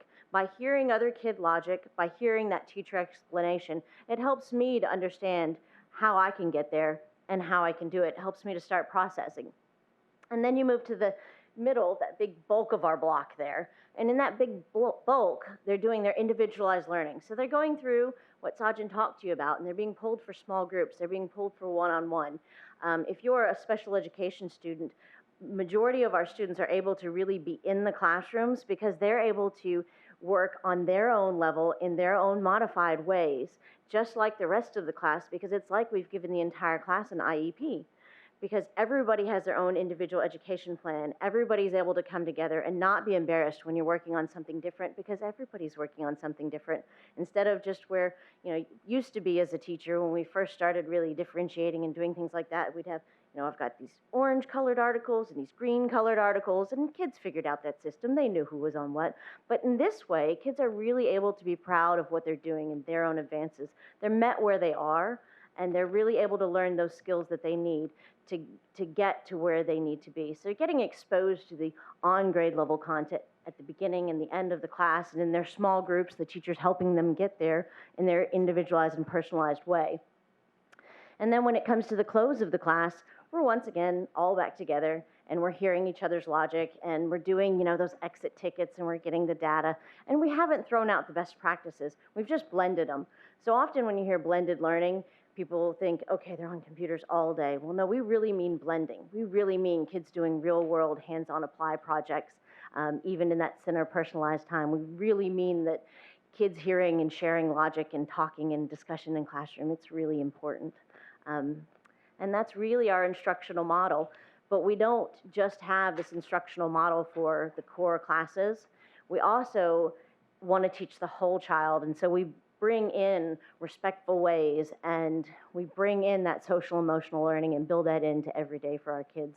We have a badging system where kids can earn badges towards really positive things, and even if you're not strong in academics, you can still earn those badges that are based on those 21st century skills and really the work habits that make you successful in life. So we really do work to wrap around the entire child. Last slide. Community engagement, and it's worthwhile speaking of this, because as a restart operator, the thing you're incredibly humbled, and you actually heard it in many of the comments tonight, is that you walk into a place of incredible history and heritage, and there are many people that have gone before you and really have enabled you to be there. And so we've spent a fair amount of time engaging folks at a grassroots level. Amy, you want to talk a little bit about some of the meetings that we've had and then some of the ones that you've had? Sure. So we've had a lot of wonderful meetings. Parents have, I've had a couple different meetings at the McDonald's over on 16th Street with parents, and we've had meetings at the schools, and parents have, shared with us, some of their hopes and their vision for the school. One parent brought the other day to me, she said, the school's extracurricular activities, there's really just aggressive things for boys, and I really want something for my girls. I've got girls. And I said, okay, well, let me reach out. And so I've reached out, and I've been meeting with the Girl Scouts, and I've been meeting with other organizations that are really doing neat things in town to make sure that, they would want to partner with us to come to the school and really build in those things that the parents really want for their kids. In addition to that, as I really have tried to get to know the city and everybody in it, So I've been volunteering with Child Advocates as a CASA volunteer. And through that, it's really opened my eyes to, earlier you guys mentioned the opioid addiction and some of the other problems and some of the trauma that the kids go through. And, you know, I've been working with that firsthand, and really through that, it's really helped me to see that, you know, not just with social emotional, but like the Fairbanks Foundation's got this wonderful grant out for research-based programs to help with that. We met with, at IUPUI this morning with Amy Warner, and she was helping us to know that, hey, you know what, we're happy to come in and help partner with you know, the trauma-informed classroom, meeting with the Children's Bureau, because they're also willing to come in and help with some resources to really help the community with their needs. And it's just been truly awesome to see the civic ownership in this community. And I met with a number of the organizations that are, the great thing about this neighborhood is you have some amazing organizations. Hawthorne Association yesterday, Mary Riggs Center been there, Krista Morehouse have been there. Amy referenced IUPI. I've met several folks from there. Jim Grimm, who has co-heads the West Side Education Task Force, has actually connected me with a number of people in and around the neighborhood. We've actually tried to be really thoughtful and respectful. And the question, rather than asking them how we want them to partner with the school, we've asked how the school can partner with them. And how do we further their mission and enable them to achieve their goals? Because we know if we're helpful in that way, that actually cements and solidifies a partnership, because it truly is a partnership. It's both sides actually benefiting from the relationship, not just one side trying to see what they can get from those organizations. And so we've been encouraged by the receptivity and the humility that people have generally, for the most part. And we've met with people that have opposed us too. We don't just meet with people that we think are receptive. We've met people that are quite against it as well. But the only way you kind of learn and try to build a bridge is to say, I appreciate some of those objections. And my hope is in 5 years, we're sitting here and those kids are doing so well, nobody cares or should care who's behind the school. We just care that the kids are doing well. And that's ultimately, when you think about it, our end goal. So I'll pause, end there. I don't know if we're doing questions, Alicia, or, yeah? Okay, we're happy to take them. I have a question. Commissioner Gore. Thank you very much for being here. I was listening to your presentation, and in looking at your schools that you have been a part of, it seems that you have been there, but I don't see a long track record. And so you do go in, from what I'm hearing, and you do great work as far as bringing the grades up. Oh, but I don't hear any sustainability. 2 years to me isn't it? And knowing that Wendell Phillips is not a school that I'd like to see taken over by the state. That is not an option for me. However, an option for me is to have a school that is going to be a takeover, that's going to sustain and make sure that our children receive a quality education on a long-term basis, and not one. And I do see that you are a partnership with the mayor's office here. And so knowing that things can happen, elections come, and just as you get started with our children and things change, that could change for our children. So I do have a concern about that.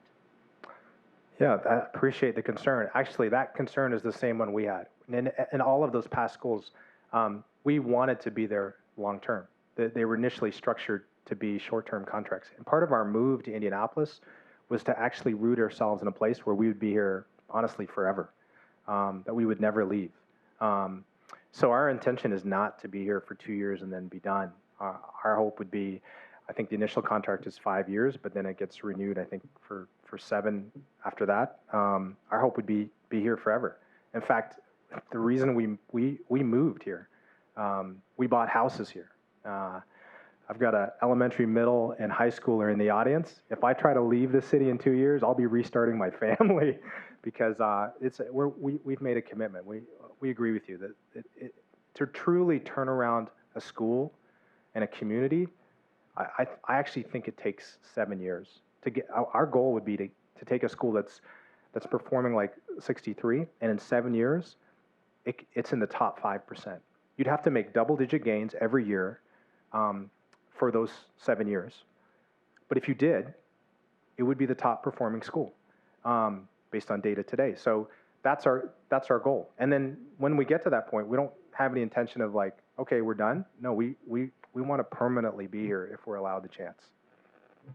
Commissioner Bentley. I had a couple comments. I did want to thank you for addressing some of the concerns that had been raised by a previous speaker. I thought that was very important, and it helped, alleviate some of the concerns that I had as well. It was interesting through when you were talking about the I can't remember what it's called, but the blocks. Instructional blocks. My kids went through a Montessori program, and I thought, oh my God, it's the Montessori philosophy right there on paper. So that was kind of exciting for me because it's very similar in how you approach educating children. Can you talk a little bit about how you incorporate art and music and physical education and those kinds of things into the program? Absolutely. So the reason why we have the hands-on apply projects is that art and music and all of that can go across subject areas. But we also have built into the schedule every day time for art and music and gym. But then we also are bringing in engineering. I'm a huge proponent of engineering.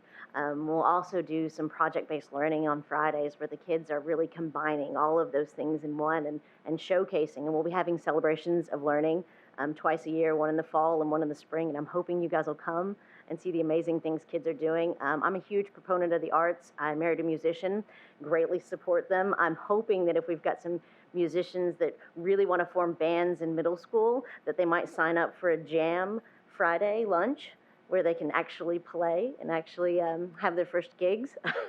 I'm a huge proponent of the arts. I think that you can't just educate kids on just the core content and just focused on that test. I think you have to teach the whole child, and it's very important to me. Thank you. I appreciate hearing that. I know that a lot of people are concerned about the innovation restarts, and from my perspective, we need to have all the tools we can in our toolbox. We've got schools that are failing, and they've failed for a long time. And so we have to be creative about how we address those failures. If we don't, the state's going to. But on the flip side, I think some people perceive that as being unsupportive of our, traditional schools. And, I think what we heard earlier today from the principal from School 83, is we've got some really phenomenal, leaders in many of our schools as well. So it isn't as if we are trying to, support one over another. I mean, I think that, we've got to be able to address each school individually based on, their, how well they're doing, based on, the long-term leadership in the building, those kinds of things. And so, I was excited to hear your presentation. I hear the passion. It's a different approach, but I think we have to be open to, to some creative solutions to these schools. Our kids are depending on us is what it comes down to. They are, and I'm really glad that you pointed out that this is a lot of a Montessori approach, because while we package things in different ways, we're still using a lot of the best practices like the Montessori, and I've been often accused of doing IB in schools, although it's not an IB program, but I walked up from my house the other day to the Center for Inquiry there off 46th Street, and I walked over and hearing from the principal there and talking with her about the things that they're doing, it just got me excited once again, and I just can't wait to get back in and with these kiddos and bring some of those experiences to these kids. Thank you. Commissioner Ward, do you have another question? Go ahead. Commissioner Arnold. Again, I was listening to your innovative approaches. And again, turning around schools is quite a feat as far as I'm concerned, and making sure that our students aren't just getting something and not having that thing. Also, what is your best practices for the children, not only academically, but when you get to the school, there may be other problems, problems with discipline problems. It's an overall project. What are some of your practices that you use for those things? Absolutely. That's why we really focus on the social emotional learning. There's a 30-minute block built in every day for kids to work through the Respectful Ways curriculum. And also, we'll be putting in the research-based program that we're going to sponsor by the Fairbanks Association. And we utilize CHAMPS often so that kids have clear expectations and they know what's expected of them. We begin every day with a community meeting. Where kids come together, where we celebrate kids. If kids are having trouble in a classroom and they really need to kind of be reset, we don't go first from, okay, you're disturbing a classroom, to discipline. Instead, we have our counselor go in and they'll first meet with the counselor. They'll go and they'll meet with the counselor, see how quickly we can reset them and get them back into the classroom, because that's what's critical, is that their learning doesn't actually stop. But we still have to find what is the root of the problem. Why is that kid acting up? Why are they acting out? Have we hit a trigger for them? Is there a way that we can avoid that? Let's find the root cause. I believe that we need to feed kids first and then find out what's going on with them before we head to discipline. So, if the counselor determines, what, we've come to a reset, but they actually, they need to be with this teacher for outside of the regular classroom just for a little longer before we put them back in, just to make sure that they're okay and they're going to be successful, we'll do that. And all of that data on any kid that's really struggling or having a problem, all of that comes to the student assistance team at the school. It's an old practice that I still love and put it into every school. The student assistance team would be the administrators, social worker, counselor, teacher, special education personnel, all coming together and meeting regularly to say, okay, this kid has these problems. Have the parents been contacted? How are we looping and partnering with the parents? What kind of supports are we putting in place? If they need behavior modification plans, what are those? But what are the wraparound services to make sure that we're not just, symptomatically addressing things, but actually working to get to the root cause for kids? Because without actually getting to the root cause and the culture and really helping each kid individually to be successful, we won't be able to turn around a school. It's critical that we get that piece right. Commissioner Arnold? I would just like to say that the school is in the district that I serve. It's also very close to the community. I consider it my community. So I very much appreciate your efforts to connect to the community. I appreciate it when people like the Gaithers come and support because I know how active they are in the community and how supportive they are. I'm sad that we've had a school in my community that I've often told parents not to send their children there because it's not been a very good school for many of our children. I look forward to saying you don't have to go to a magnet or a Montessori or another school to get a good education. I've always said that good communities support great schools and good schools make communities better. I know you worked with Jackie Garvey, and I very much respect her and the work that she's done. I know you reached out to a lot. So while we know what hasn't worked for the last 5 years, very optimistic and supportive that this is something new. And so far I like what I see, and I'm very optimistic that the next 5 years are going to be better than the past 5 years. Commissioner Sullivan? Yes, first a couple observations. I think you've had some really unfortunate timing, and I hope that coming to Indianapolis, you'll be able to break that cycle, but that's pretty brutal.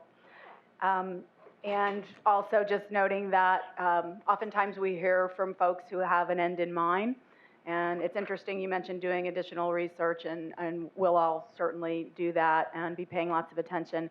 But it would be great for other folks to come with an open mind and do the same type of research. Some of the items that you shared with us tonight, really appreciate that. And then just a quick question. You mentioned about the training and support coaching for staff in coming into a very different system. What are your specific strategies for transitioning students from what they've been accustomed to this whole new world? Yeah, so for teachers, we'll bring teachers in for professional development for 2.5 weeks before school starts. We'll actually start teaching them using our model so that they actually experience what we're asking them to help students experience, because it's not the way that they were trained. And so we do that to give them the experience. And then in the first couple weeks of school, we do adaptive testing with our kiddos to figure out where they are. But we also put them through their own professional learning. And so what we do is we have a course for them that's built in to teach them how to be a student in this model. Because you're right, they don't know. They haven't been taught in this way before. And so we did design a course for them to take them through it. Commissioner Moore? I think we all know and recognize that all children learn differently because we're all different. And so when I first looked at your information, I was very impressed with the information and was very eager to see someone try to attack that particular aspects for children. I did come here with some reservations, however, concerning the information that has been provided, concerning the challenges that you had. And so I must say, I appreciate the fact that you came here prepared to answer those questions instead of people having to ask those questions. And I have to also say that I can fall behind your responses and agree that we should give you an opportunity. So I'm looking forward to seeing truly what can happen when you start to meet each child at their own individual need. And I hope all the responses that you gave us, which will be very easy to reconcile because, you know, the things that you asked, your responses and your answers would be easy to follow up to. And so I do appreciate that, and I look forward to working with you. Thank you. Commissioners, this is not an action item for this evening, so if there's general consensus, President O'Connor, the administration will move forward further conversation with matchbook learning and then come back ultimately with a recommendation. I believe we've received general consensus to move forward, come back with a recommendation. Okay. Our vote is on moving forward and not. But we're not voting tonight. Not voting tonight. for it. Yeah, it's just moving forward with further discussions with that. Thank you. I'm sorry, I had a question. Yes, ma'am. Okay, at this point, is there any evidence that the state would take over if there's no other option at this point? Yes, actually, we have been holding off the required public hearing until we have further indication of what our recommendation to the State Board of Education will be. Because of their 5th consecutive F, we do have to convene a public hearing where Indianapolis Public Schools would provide a recommendation to the State Board of Education as a next step of intervention given the school's performance. At that time, they'll get an opportunity to hear from us as relates to what that recommendation is and how we intend to intervene. Should we come back with an agreement that the commissioners would consider and approve, we can then share with the State Board of Education our intentions to restart and provide further details on that intervention and the partner. If we do not have a recommendation as relates to how we'll intervene, the other options that the State Board of Education has to reconstitute the school or move forward with takeover and give an opportunity of another provider to manage the school. And so there are a couple options that they have. Ultimately, in the last couple of years, as we've been aggressive with intervening, the State Board of Education has accepted our recommendation. However, it's important to note that we've already asked for additional time previously due to performance with the hope that academic achievement will improve at a rapid rate. However, we haven't seen those dramatic increases in student achievement. Thus, I would assume that there is the expectation that we have a more bold step forward as relates to intervention. Saying all that, do we have a timeline? I mean, a date or just? To my knowledge, we have not been given a deadline as relates to when the public hearing needs to be held. I anticipate within the coming months, we would definitely want to follow up with the State Board of Education on what our plans are. So what we would be saying yes to tonight would just give us the opportunity to further engage conversation, and maybe even, I'd like to see if we could even engage some other company. Well, I'll let you answer that. We've already extended an RFP, and they were the respondents to that. We've extended the request for interest in the school. That process was November, December timeframe? Correct. That call for quality applicants opened in August and closed in, I believe, October. That was a part of their earlier presentation. So the request from the administration is general consensus to continue discussing the matchbook school at Wendell Phillips, but not take a final vote for approval at the board tonight. We already have an RFP, and that means that they're the school that the learning that we're going to use for that school. Am I correct? That's the recommendation. That's not the recommendation at this time. The request from commissioners is to provide consensus that we can enter in discussions as relates to a potential partnership.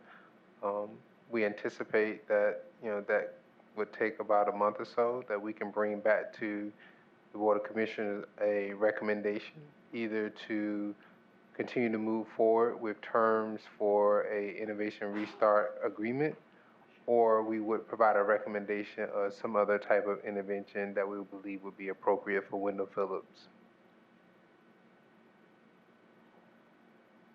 That being said, I think we have consensus. Thank you. Thank you, Commissioner Gore.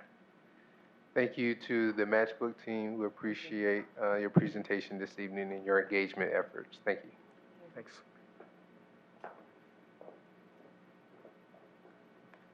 Commissioner, the final report for this evening is related to another partnership opportunity. You'll recall that we've had the pleasure and honor of providing a study abroad opportunity for students at Arsenal Tech High School through a collaboration with Thrival Academy. Currently about 20 students are in Thailand and studying abroad, and they'll be there for about 3 months. Had opportunity to send them off a few weeks ago, and we're looking to establish a innovation partner agreement that would allow us to offer this opportunity to more students across the district. With that, I'll turn to Ms. Johnson, who can provide further details, and we'll also have an opportunity to hear from the Thrival Academy team.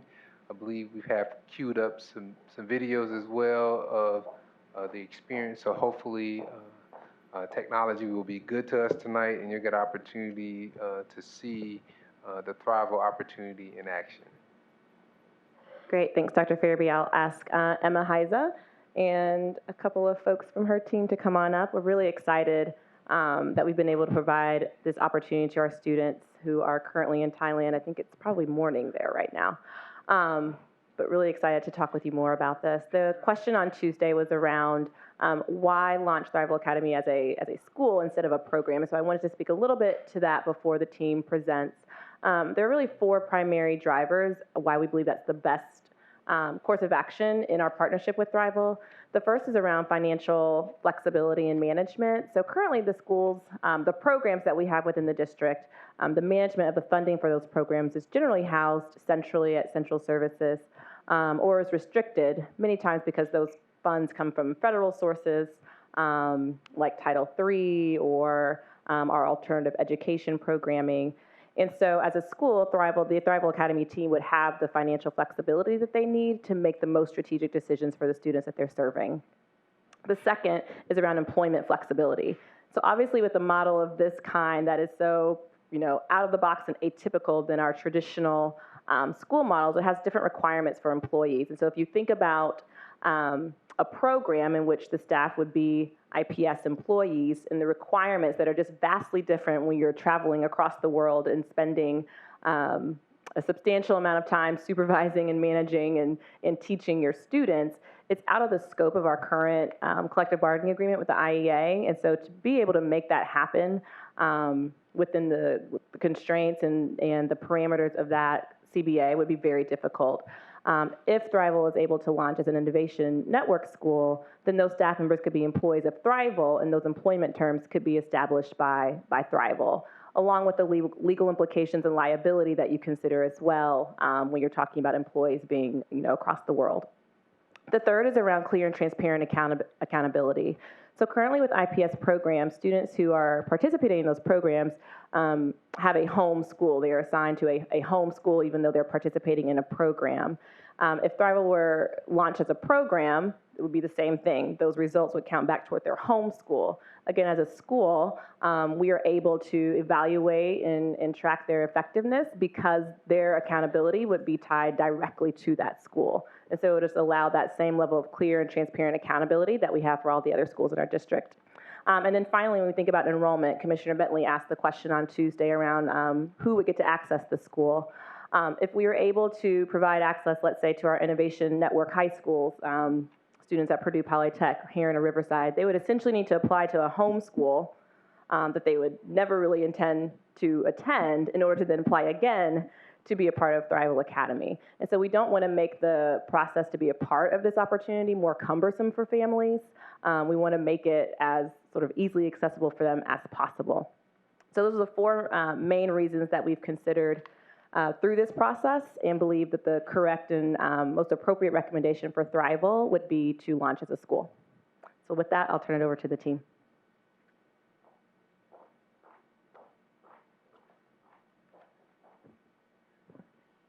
Good evening. Thank you so much for allowing us to present to you this evening. My name's Emma Heiza. I'm one of the co-founders and the executive director at Thrival World Academies. And we'll let my colleagues. Good evening. I'm Megan Burton Krieger. I am the chair of the board for Thrival Indianapolis. And good evening. My name is Audretta Wright, and I'm one of the parents of one of the students that go to Tech High School that's in the program. Great. So just to start out, as I'm sure all of you know, our world is globalizing massively, and what we need now more than ever in today's climate, both nationally and globally, is to have leaders who are compassionate, who are creative, who are globally competent and globally aware citizens, both to be local leaders, to be national leaders, to be global leaders. And study abroad that is immersive, that is rigorous, that is intentional, that is thoughtful, that is tailored for the students that are enrolled is truly the most powerful and effective way to build up those leaders. And yet what we see is that only 5% of students who study abroad are Black or African American, only 7% are Latino or Hispanic. And so if we believe that these types of opportunities and this global competency is what is going to create the leaders of tomorrow, we need to be taking action to make sure we are providing opportunities for our kids today in a way that is equitable and sets up our students to be those future leaders. So at Thrival World Academies, we are trying to attack that charge. We are doing just that. We are building what will grow into a network of public study abroad high schools that provide underserved high school students from across the country the opportunity to engage in rigorous, immersive study abroad. We are hoping and seeking to build this next generation of local and global leaders who bring with them the cultural competence that we know we need in today's society. We launched last year in Oakland Unified School District in Oakland, California. We're really excited to be running the pilot programming here in Indianapolis this year and looking forward to hopefully continuing to work with you in the years to come. So as a higher ed administrator who spent the past 10 years figuring out how to make sure that our students are prepared and supported through college, I was super excited about the opportunity that Thrival World Academy and bringing that to Indianapolis offered. One, because what we know is that students who have an experience in studying abroad bring that type of experience to college. They're prepared and they're able to persist at higher rates. So Thrival Academy Indy is a place where we're trying to make sure that all Indianapolis students have that experience, regardless of where they are, and being able to make sure that they are being culturally immersed, individually educated and supported, as well as being challenged to be the future leaders that we need for today's world.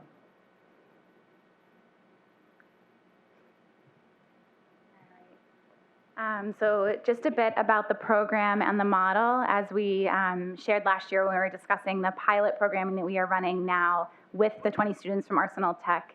Our Thrival year, we have reimagined what a year of high school can look like to include this 3-month immersive study abroad. So we start out in the first semester with launching into all of the core academics and building up our students social, emotionally, and as a cohort to be ready for the immersive study abroad.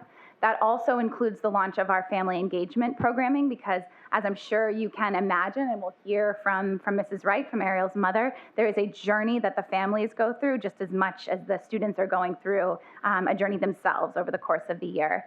Then we have our immersion phase, which is 3 months running from the beginning of January to roughly the beginning of April, where the students study abroad with our partner study abroad organization, in leveraging their facilities, their operations, their infrastructure, and all of their safety and risk management procedures and protocols. And during that immersive study abroad phase, our staff travels with the cohort. So the students continue all of their academic study and pull into it these immersive units, like some of the ones that you'll hear about from the videos from our students who are at present in Thailand. And then we return at the end of the year to Indianapolis, to their home site, to complete out the school year, complete out their academics, engage in the reflection phase of the year for the students to process through what they've experienced and prepare themselves for going back to their last year of high school and on to college and out into the world. And that also includes their final culminating capstone project of the year. And the sort of core components of the academic model and program include personalized and blended learning to make sure we are leveraging the time and meeting students of our teachers and meeting students where they're at. Project-based learning, where the students engage in a number of different types of projects, core content-related projects within their subject areas, more interdisciplinary projects while we are abroad that pull in the context of the communities in which our students are engaged in their immersive excursions. And they also have their final capstone project at the end of the year. We have a daily advisory seminar because the social emotional learning and growth and stretch over the course of the year, as you can imagine, is enormous. And the self-reflection, the community building, and self-awareness and awareness of others is critically important for students to be able to really pull as much as they can out of the experience. And then we have those experiential learning excursions, which we do in small ways locally prior to departure to help build up some of those skills and then engage into very deeply while we are abroad. An example of that is that this week in Thailand, our students have been learning about mining and development, both globally and then specifically as it relates to some communities in Thailand. And they just wrapped up a 4-day homestay with an organization called the Radical Grandma Collective, which is a bunch of women who engage in and sell scarves that they have weaved in order to be able to raise money for their advocacy efforts and their organizing efforts against a local gold mine that has come into their community and has had pretty devastating impacts on their crops, on their health, on the water in the community. And they are, from a very, very, very grassroots level, have organized up to be able to push back against it. Again, as we think about the pilot program that is underway, I mean, it is 8 o'clock, about after 8 o'clock in the morning in Thailand on Friday, and they are all gathering and having breakfast. And so we have 20 students, 11th graders from IPS, who are really living out this Thrival year. And we're really excited to share some of the results that we've seen from this experience so far. But I think one of the biggest things that we need to highlight is that, as Emma pointed out at the beginning, these study abroad experiences are not a natural part of many of our students' experiences. And so the fact that we're able to take about a group of students who are highly underrepresented in this population. I mean, we are taking about 55% of our student body is Hispanic or Latino. Another 40% of them are Black or African American, and they are getting a once-in-a-lifetime experience that will transcend and transform who they are and who they will become. And so it's really a great opportunity to be able to see how these 20 lives in Indianapolis will be changed for the better. But we could not do this without an amazing group of school leaders and teachers. And just to give you a face of this, one of the things I look forward to every week is our newsletter that we get from Thailand. And so it's great to start seeing faces and stories. And the winter summit that we had this past at the end of the term, to see how our students had grown, how they were looking forward to what Thailand was going to offer, but also how they had already processed the experience that they've learned. So the best part, we could talk about it all night and tell you why we are so supportive of it, but we thought it would be great for you to see from our students and from our school leader. As close as they can get to being here in person.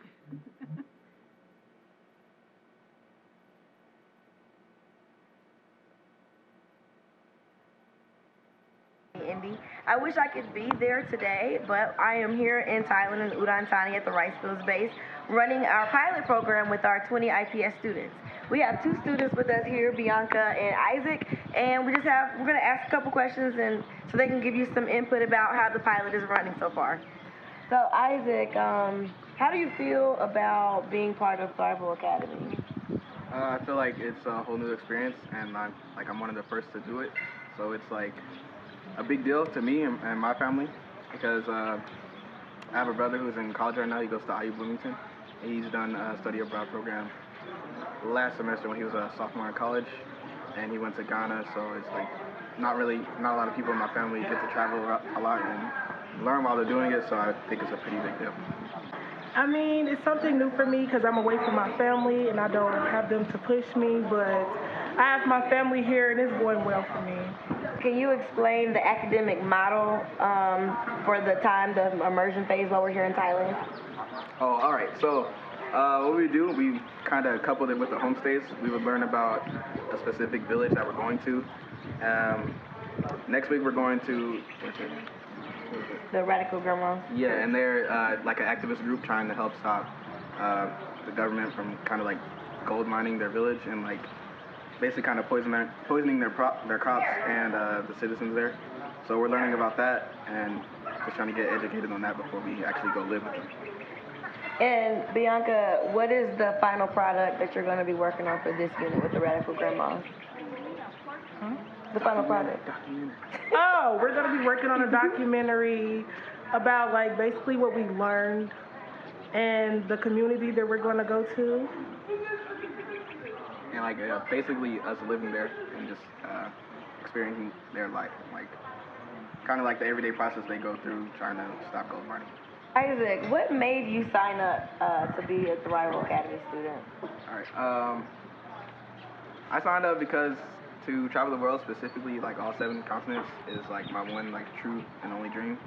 So it's great to like start early because I'm only 16 years old, and people like first travel out of the country like when they're 20 or something like that, like in college. But it's just a great experience to travel out of the country at such a young age, and like it's just like really new to me. And I hope everyone else can do that. What about you, Bianca? I signed up because for me, I felt like this would be life-changing because it's a once-in-a-lifetime opportunity, and not everyone gets this every day. And it's like, I always wanted to travel. Like, I'm tired of going to states. So, like, coming to a new country for me, like, it's exciting. And, like, it's truly maturing me. Okay, good. Thank you.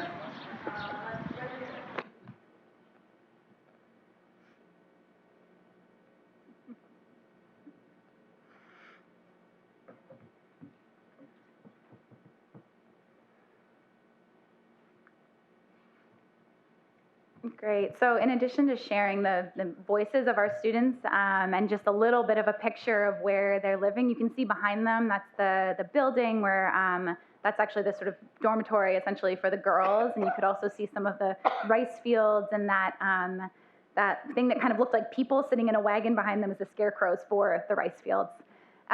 So in addition to sort of their voices and their experience, we also just wanted to quickly share out the mid-year data for how our students are doing in the pilot programming so far. And so the first piece of it that we wanted to kind of talk about is the student attendance, engagement, satisfaction. As you can see, our attendance from the first semester was really high. We felt really excited and proud about the fact that the school is a place where students want to be on a daily basis. The vast majority of the students reporting out that they feel like what they're learning now is not just something that's, useful, applicable, rigorous in their current day-to-day, I am an 11th grade student, but is something that they're going to be able to apply in their future lives.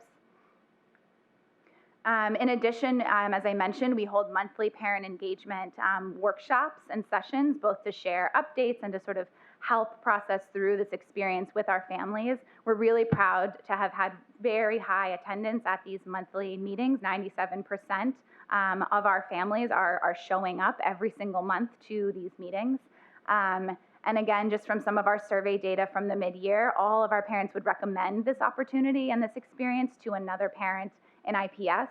And you can see these very high percentages of students feeling excited about the sense of belonging, the way in which this is preparing them for next year, and that this is creating an environment that is a really positive place for students to be learning. Academically, we wanted to share out briefly around our mid-year NWEA MAP data. We've seen a significant increase, up 30% in the math and up 10% in the reading, and are excited to also share out again at the end of the year about how much our students continue to grow.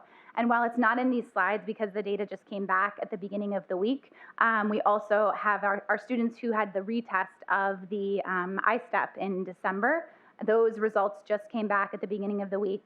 And in ELA, we had our students coming in with only 50% of them having passed the ELA ISTEP. That now is up to 95% of our students. And with the math, they came in at just 15% having passed, and that is now up to 35%. And so, as you can see, we've more than doubled that pass rate just in the first half of the year, and are excited to see where our students are at their end of year. For those who still need to take the retake, where they are at the end of the year. And then finally, we have a survey that is a combination of some research-informed questions around global competency and around social emotional learning and growth. And I know it's a little bit hard to read on here, but across multiple domains that have multiple kind of scales within them, we've seen a 50% increase in students' scores across self-awareness, a 22% increase across initiative and self-management, 19% across social awareness, 50% across relationships and collaboration, and a 13% increase across critical thinking and responsible decision making. And the two that kind of stand out really strongly are both around the self-awareness and the relationships and collaboration, which is comforting and heartening to hear given the focus of the work we've been doing in the advisory seminar and the social emotional learning in this first semester are around specifically those two things, because those are truly the two most important things for our students to be successful during the immersion phase of the year. And so I want to also give a chance for our parent, for Mrs. Wright, whose daughter, Ariel, is enrolled in the program right now and is in Thailand right now, to share a bit about what this experience and opportunity has meant for her and her daughter, and why she hopes more students in IPS will be able to have access to it. Good evening again. My name is Audretta Wright, and I'm kind of nervous and a little tired. I've been here since it started, so forgive me a little bit. I have 11 children. I have 6 girls and 5 boys. And just like the Bible said, when one of God's birds go away, he just don't forget about that one. But he go look for it. And I do miss my daughter. She was just calling me on here just before we were called up to speak.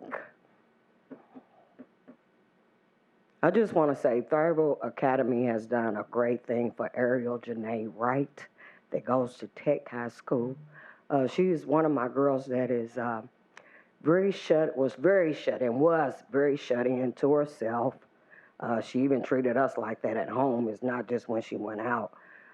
She wasn't very friendly, but that don't mean that she wasn't nice. She just knew how to pick and choose her people wisely, as her mom taught her. I was also a homeschool mom for 8 years with them, And so I taught them some things also too. But I just want to say to the crew up here that, you know, Thrival Academy is just awesome. Miss India Huey, she has done remarkable things with ARU. I can just go on and on, but I know we're at a time limit. Just to tell you, please let them come back and do the rest of the high schools next year so that they can get the experience that these other children are getting to experience this year that probably wouldn't have never been able to experience. And I'll thank you.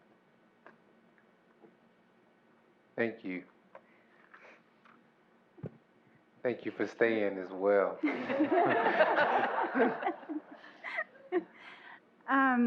So simply in closing, we just want to first and foremost thank you for giving us the opportunity to work with you and most importantly with your students and your amazing families this year.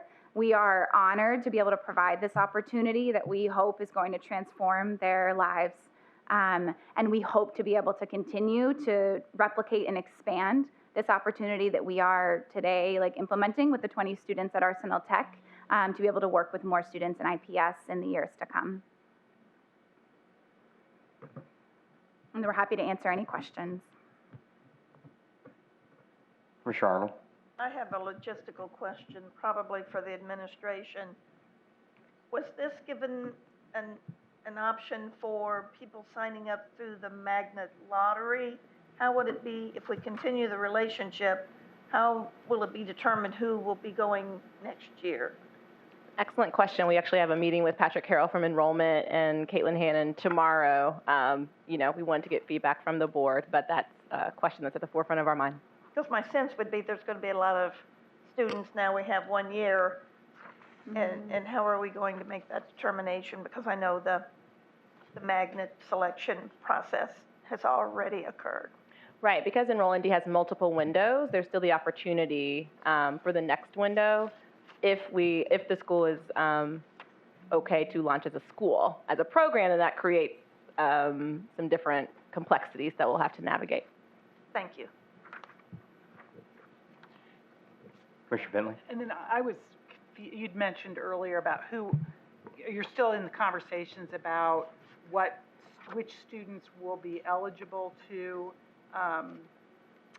apply to the program or to the program/school.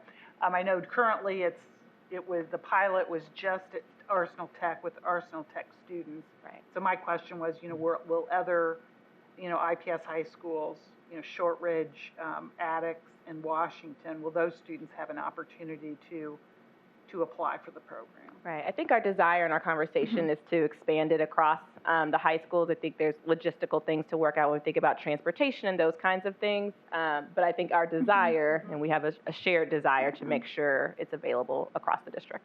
Okay. And the goal is to have 100 students next year. Is that, or is it less than? Is that the goal, or is that the ideal, or? That is the ultimate goal, kind of at our full capacity and enrollment, but in conversations are willing, based on kind of the decisions about where students are being recruited from and how the enrollment process is going to work, to see what number makes the most sense given the context in IPS, especially with the shifting enrollment in high schools next year. Commissioner Moore. I recognize that it's a great opportunity for every child to be able to travel the world. So I'm very happy about the program. I'm the person who have a concern about whether it should be a school or if it should be a program. But I'm not going to get into that debate at this time, but I need to understand. So upon receipt of your allocation of funding based on your student allocation that you will receive from us, will the students or the families have to participate in any fundraising activities, or will everything be covered by the amount of funds you receive from IPS? So we do not charge any fees or have any kind of fundraising expectations laid on the individual students, no.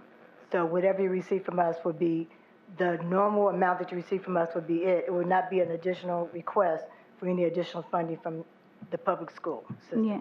So in our conversations with the Innovation Office and with Alicia and her team, the way in which it will be funded is based on the SBA and in alignment with other schools in Indianapolis and IPS. Yeah. Commissioner Court. And this is just a question, and one that I kind of posed to Alicia last night, and it was again about funds. I have this year of innovation schools, and I know we talked about a new LEA, Thrival Academy, to 18, and it said requires $400,000 for 100 students.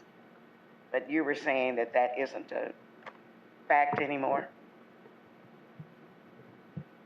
You have to forgive me because I'm not sure the reference you're making. What I can tell you in terms of the last year and the conversations that we've had, because we know it needs to be able to operate within student-based allocation, that we've done lots of work with the finance team to ensure that that can happen. And so we've worked with Thrival, our finance team, and the innovation team to determine what their allocation would be based on our SBA model. And so we're saying that no money would need to come from IPS other than what we have allocated already in our SBA. What we've said that we're willing to commit is what they would receive through student-based allocation, that we would not be willing to commit above that allocation as it is for other schools. So we would not compensate additionally above our SBA model. It would work the way that it does for our other schools.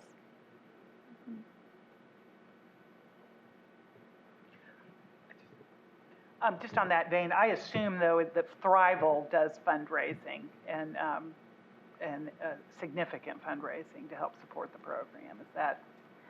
Yeah, so there are particular kind of components of the program and the services that Thrival World Academies provides in kind in its partnership with the Thrival Academy Indy school site. Okay. Yeah. I have sort of a broader question, just having one teenage girl who left my house and one teenage girl who's in there. I assume occasionally you have a kid who travels and it doesn't go well. What do you do and how do you get them home? What do you do in those instances? Obviously you try to intervene and not have them go home, but explain that to me just a little bit.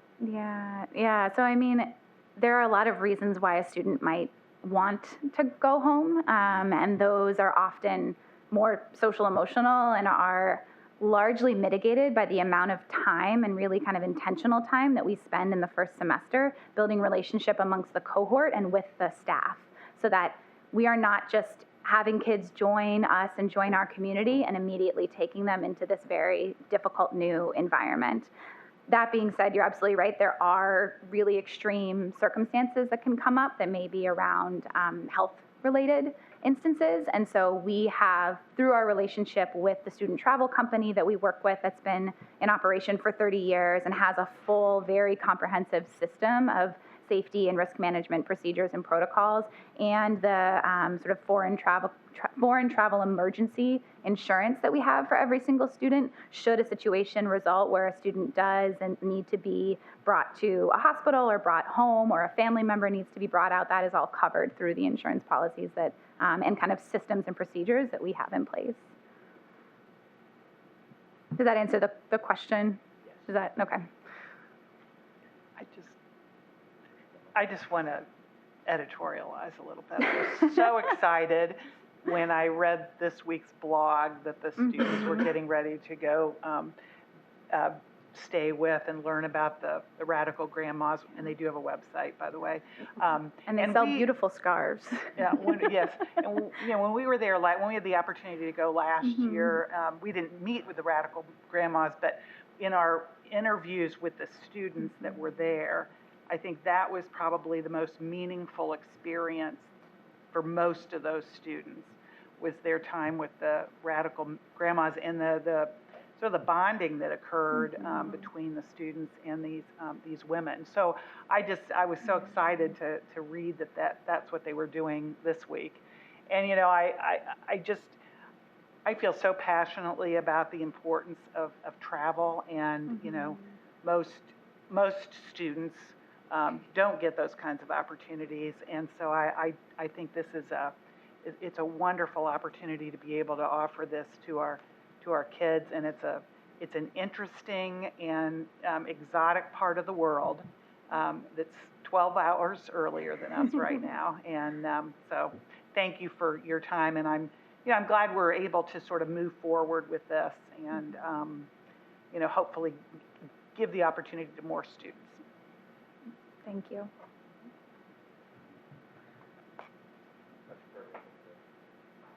Point here is it's consensus again to move forward Thank you, I appreciate that.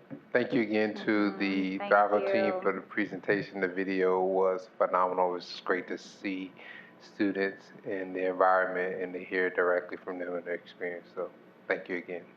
Thank you for the time. Commissioners, that concludes all the superintendent's reports for this evening. We're now transition to action items. There's no unfinished business to present to commissioners this evening. In new business, there are 4 items for action. The first is revision to our human resource policies. We'll have a presentation from our human resource officer, Minnie Sego, who will provide an overview of the human resource policy revisions. This was presented to commissioners on Tuesday evening. So if you'd like, we can provide highlights. But again, this is the action item. And again, commissioners can choose to. I think actually, we're not taking action on that item until February 22nd. Correct. So the question for everybody was, we got presentation on, sorry to interrupt you. But presentation on Tuesday, do we need a presentation again on this, on the material that Mindy presented on Tuesday, or are we okay to move forward? I don't think so. I mean, it has to sit Yes. for 30 days, right? Yeah. And I think there was a change put in there.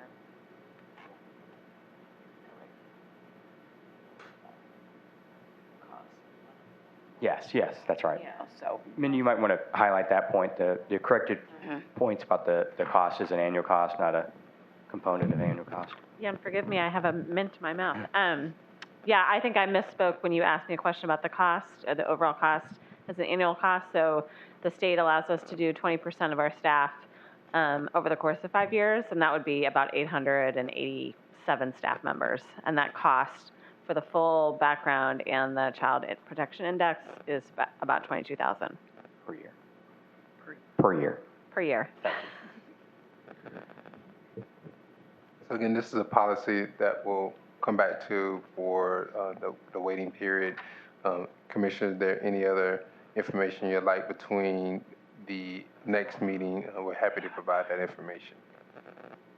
The next item for action is item 8.02, which is a proposal for a pilot program in partnership with Cummins to install telematics equipment on IPS buses. We presented this item on Tuesday evening as well. We're happy to review some of the features of the pilot, but as shared with commissioners, this will provide us opportunity to get diagnostic information as related to our bus fleet that hopefully will drive efficiencies and also ensure that we maintain on-time service for students to and from school. Do I have a motion to approve the vehicle maintenance pilot program as presented? So moved. Second. Any discussion? All in favor? Aye. Does somebody have a question? No. I was Okay. just going to say, I appreciated the information we received on Tuesday about this. Sounds like a great program. All in favor? I think I heard all ayes. Any opposed? The motion carries.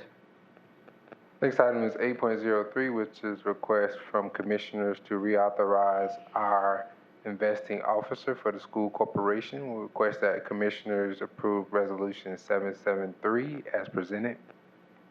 Do I have a motion to approve resolution 773 reauthorizing the investment in certificates of deposit as presented? So moved. Second. Any discussion? I would point out again, as we did on Tuesday night, this was a rolling set of CDs and 1, 2, and 3 year CDs moved from the Hoosier Fund at, I think, the State Department of Education, and we've seen essentially an additional $1 million from this program annually based on the revenue generated from the CDs. So again, congratulations to Weston. All in favor? Aye. Any opposed? Motion carries. Next item is 8.04.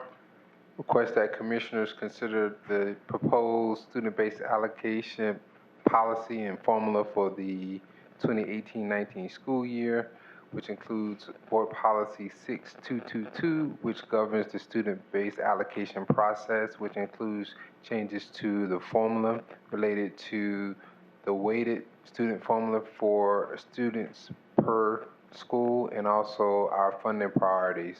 Request that commissioners approve the model again for the 2018-19 school year. This item was also presented on Tuesday evening. We're happy to review the highlights of what's being recommended as it relates to the adjustments. Reminder that this is something that we'll review annually, and as we learn more and also move to greater equity in distribution of funds to schools, there will be adjustments each year. Commissioner Sullivan? Would it be possible to just have the, I'm sorry, you need a motion, sorry. So, yeah, I guess we're, do I have a motion to approve Resolution 7774, approving the student-based allocation model for school years 2018-19 as presented? So moved. It's been moved and seconded. All those in favor? No. I'm sorry, any discussion? Sorry. Mr. Sullivan, you have a question? Yes, I just wondered, for those who weren't here for our presentation, the majority of the presentation was at our board retreat. And so perhaps if Mr. Young could just summarize the differences between the previous allocation model, the changes that are made to the previous allocation model to this year's allocation model. I don't think we need the whole review of what we're doing, but just those differences. Right. The technology team could post slide 10 that'll provide an opportunity for the audience and the public the opportunity to see a summary of those changes. So I've invited Latanya Caton, who's shepherded this process the last 7-8 months, and just want to make sure that she has an opportunity to address the board and review these changes. So am I doing that? Magic. Oh, you got it. Okay, thanks. All right, so we had a presentation, highlighted a lot of the why, the rationale. Here's our recommendation. So what we laid out is the 17-18 column and the 18-19 column. Latanya's done a great job. We fronted the principals today. She did it 3 times. Makes total sense now. So I'm going to have her do her best at relaying the changes. Good evening, Commissioners. Good to see you again. As we discussed in the last presentation, I'll keep this brief so that I can be here to answer questions for you. But the SBA pool is shifting slightly due to strategic initiatives and a very detailed analysis that our Office of Enrollment Options developed to ensure that we were identifying any changes in mobility in students. So about half of the shift in the SBA pool was related to enrollment trends. The other half was related to the expenditures that we are trying to put in place for our CTE Academy high school reconfiguration.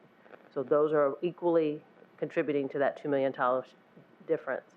We did continue the plan of reserving dollars to ensure that we are not making significant shifts to our schools after the beginning of the school year. So we have reserved strategic reserve dollars to support schools that their SBA allocation was not sufficient to support programming. And then we also created a reserve to ensure that at the beginning of the school year when fall adjustments occur, that we're not making financial shifts that are significant to schools that may have declining enrollment, but we do have dollars available to support schools that have increasing enrollment and additional teachers in the building. The base weight, because of some of the formula changes we're going to discuss in a moment, the base weight to per pupil went up for each school $227, which ensures that every student in the building has additional funding that's supporting their particular needs, and the principal has the flexibility to take that incremental funding and support strategic needs by grade as necessary. We continue to support self-contained and pre-K students in the building. Our principal leaders are definitely leading those students, even though there are exceptional resources that are applied to support them instructionally, and so there is a supplemental weight that has not changed.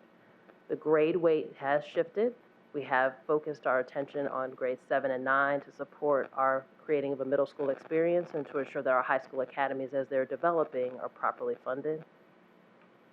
The poverty weight remains the same. The measure of that has been better aligned to third-party resources and the measurement that the state of Indiana uses to support our students with specific financial and socioeconomic needs. The baseline supplement is our commitment to ensure that every school building has sufficient resources to operate safely and effectively for our students, so that is not changing. Our transition policy is, as Dr. Farabee mentioned, we are focused on moving to more equitable funding across all of our students based on the student need. And so as a result of that, we've made a strategic decision to advance that process by moving the loss cap downward. That loss cap has been discussed with the academic team. the losses and impact of those have been shared with them, and many of those reviews that we went through helped elicit the strategic reserve dollars that we identified for those schools that we thought may be impacted. The allocations related to adjustments in the fall, as I mentioned earlier, will continue as the same, and they're outlined to the principals in detail as a part of the guidance that we give them for the SBA budget process. And the average salary compensation was calculated consistent with last year and reflects any shifts or changes that might have occurred as a result of the new collective bargaining agreement. Are there any questions? Thank you so much for reviewing that. Thank you. Thank you. Any other questions from commissioners? All in favor? Aye. Any opposed? Motion carries.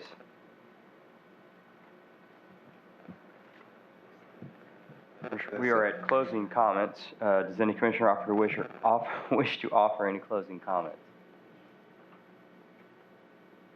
Dr. Farabee? No closing comments. Our next meeting will be our work session on Thursday, February 15th, beginning at 6 p.m. I believe that will be here also. Is that correct? Oh, well, at a location to be determined. Having completed all items on the agenda, the meeting stands adjourned.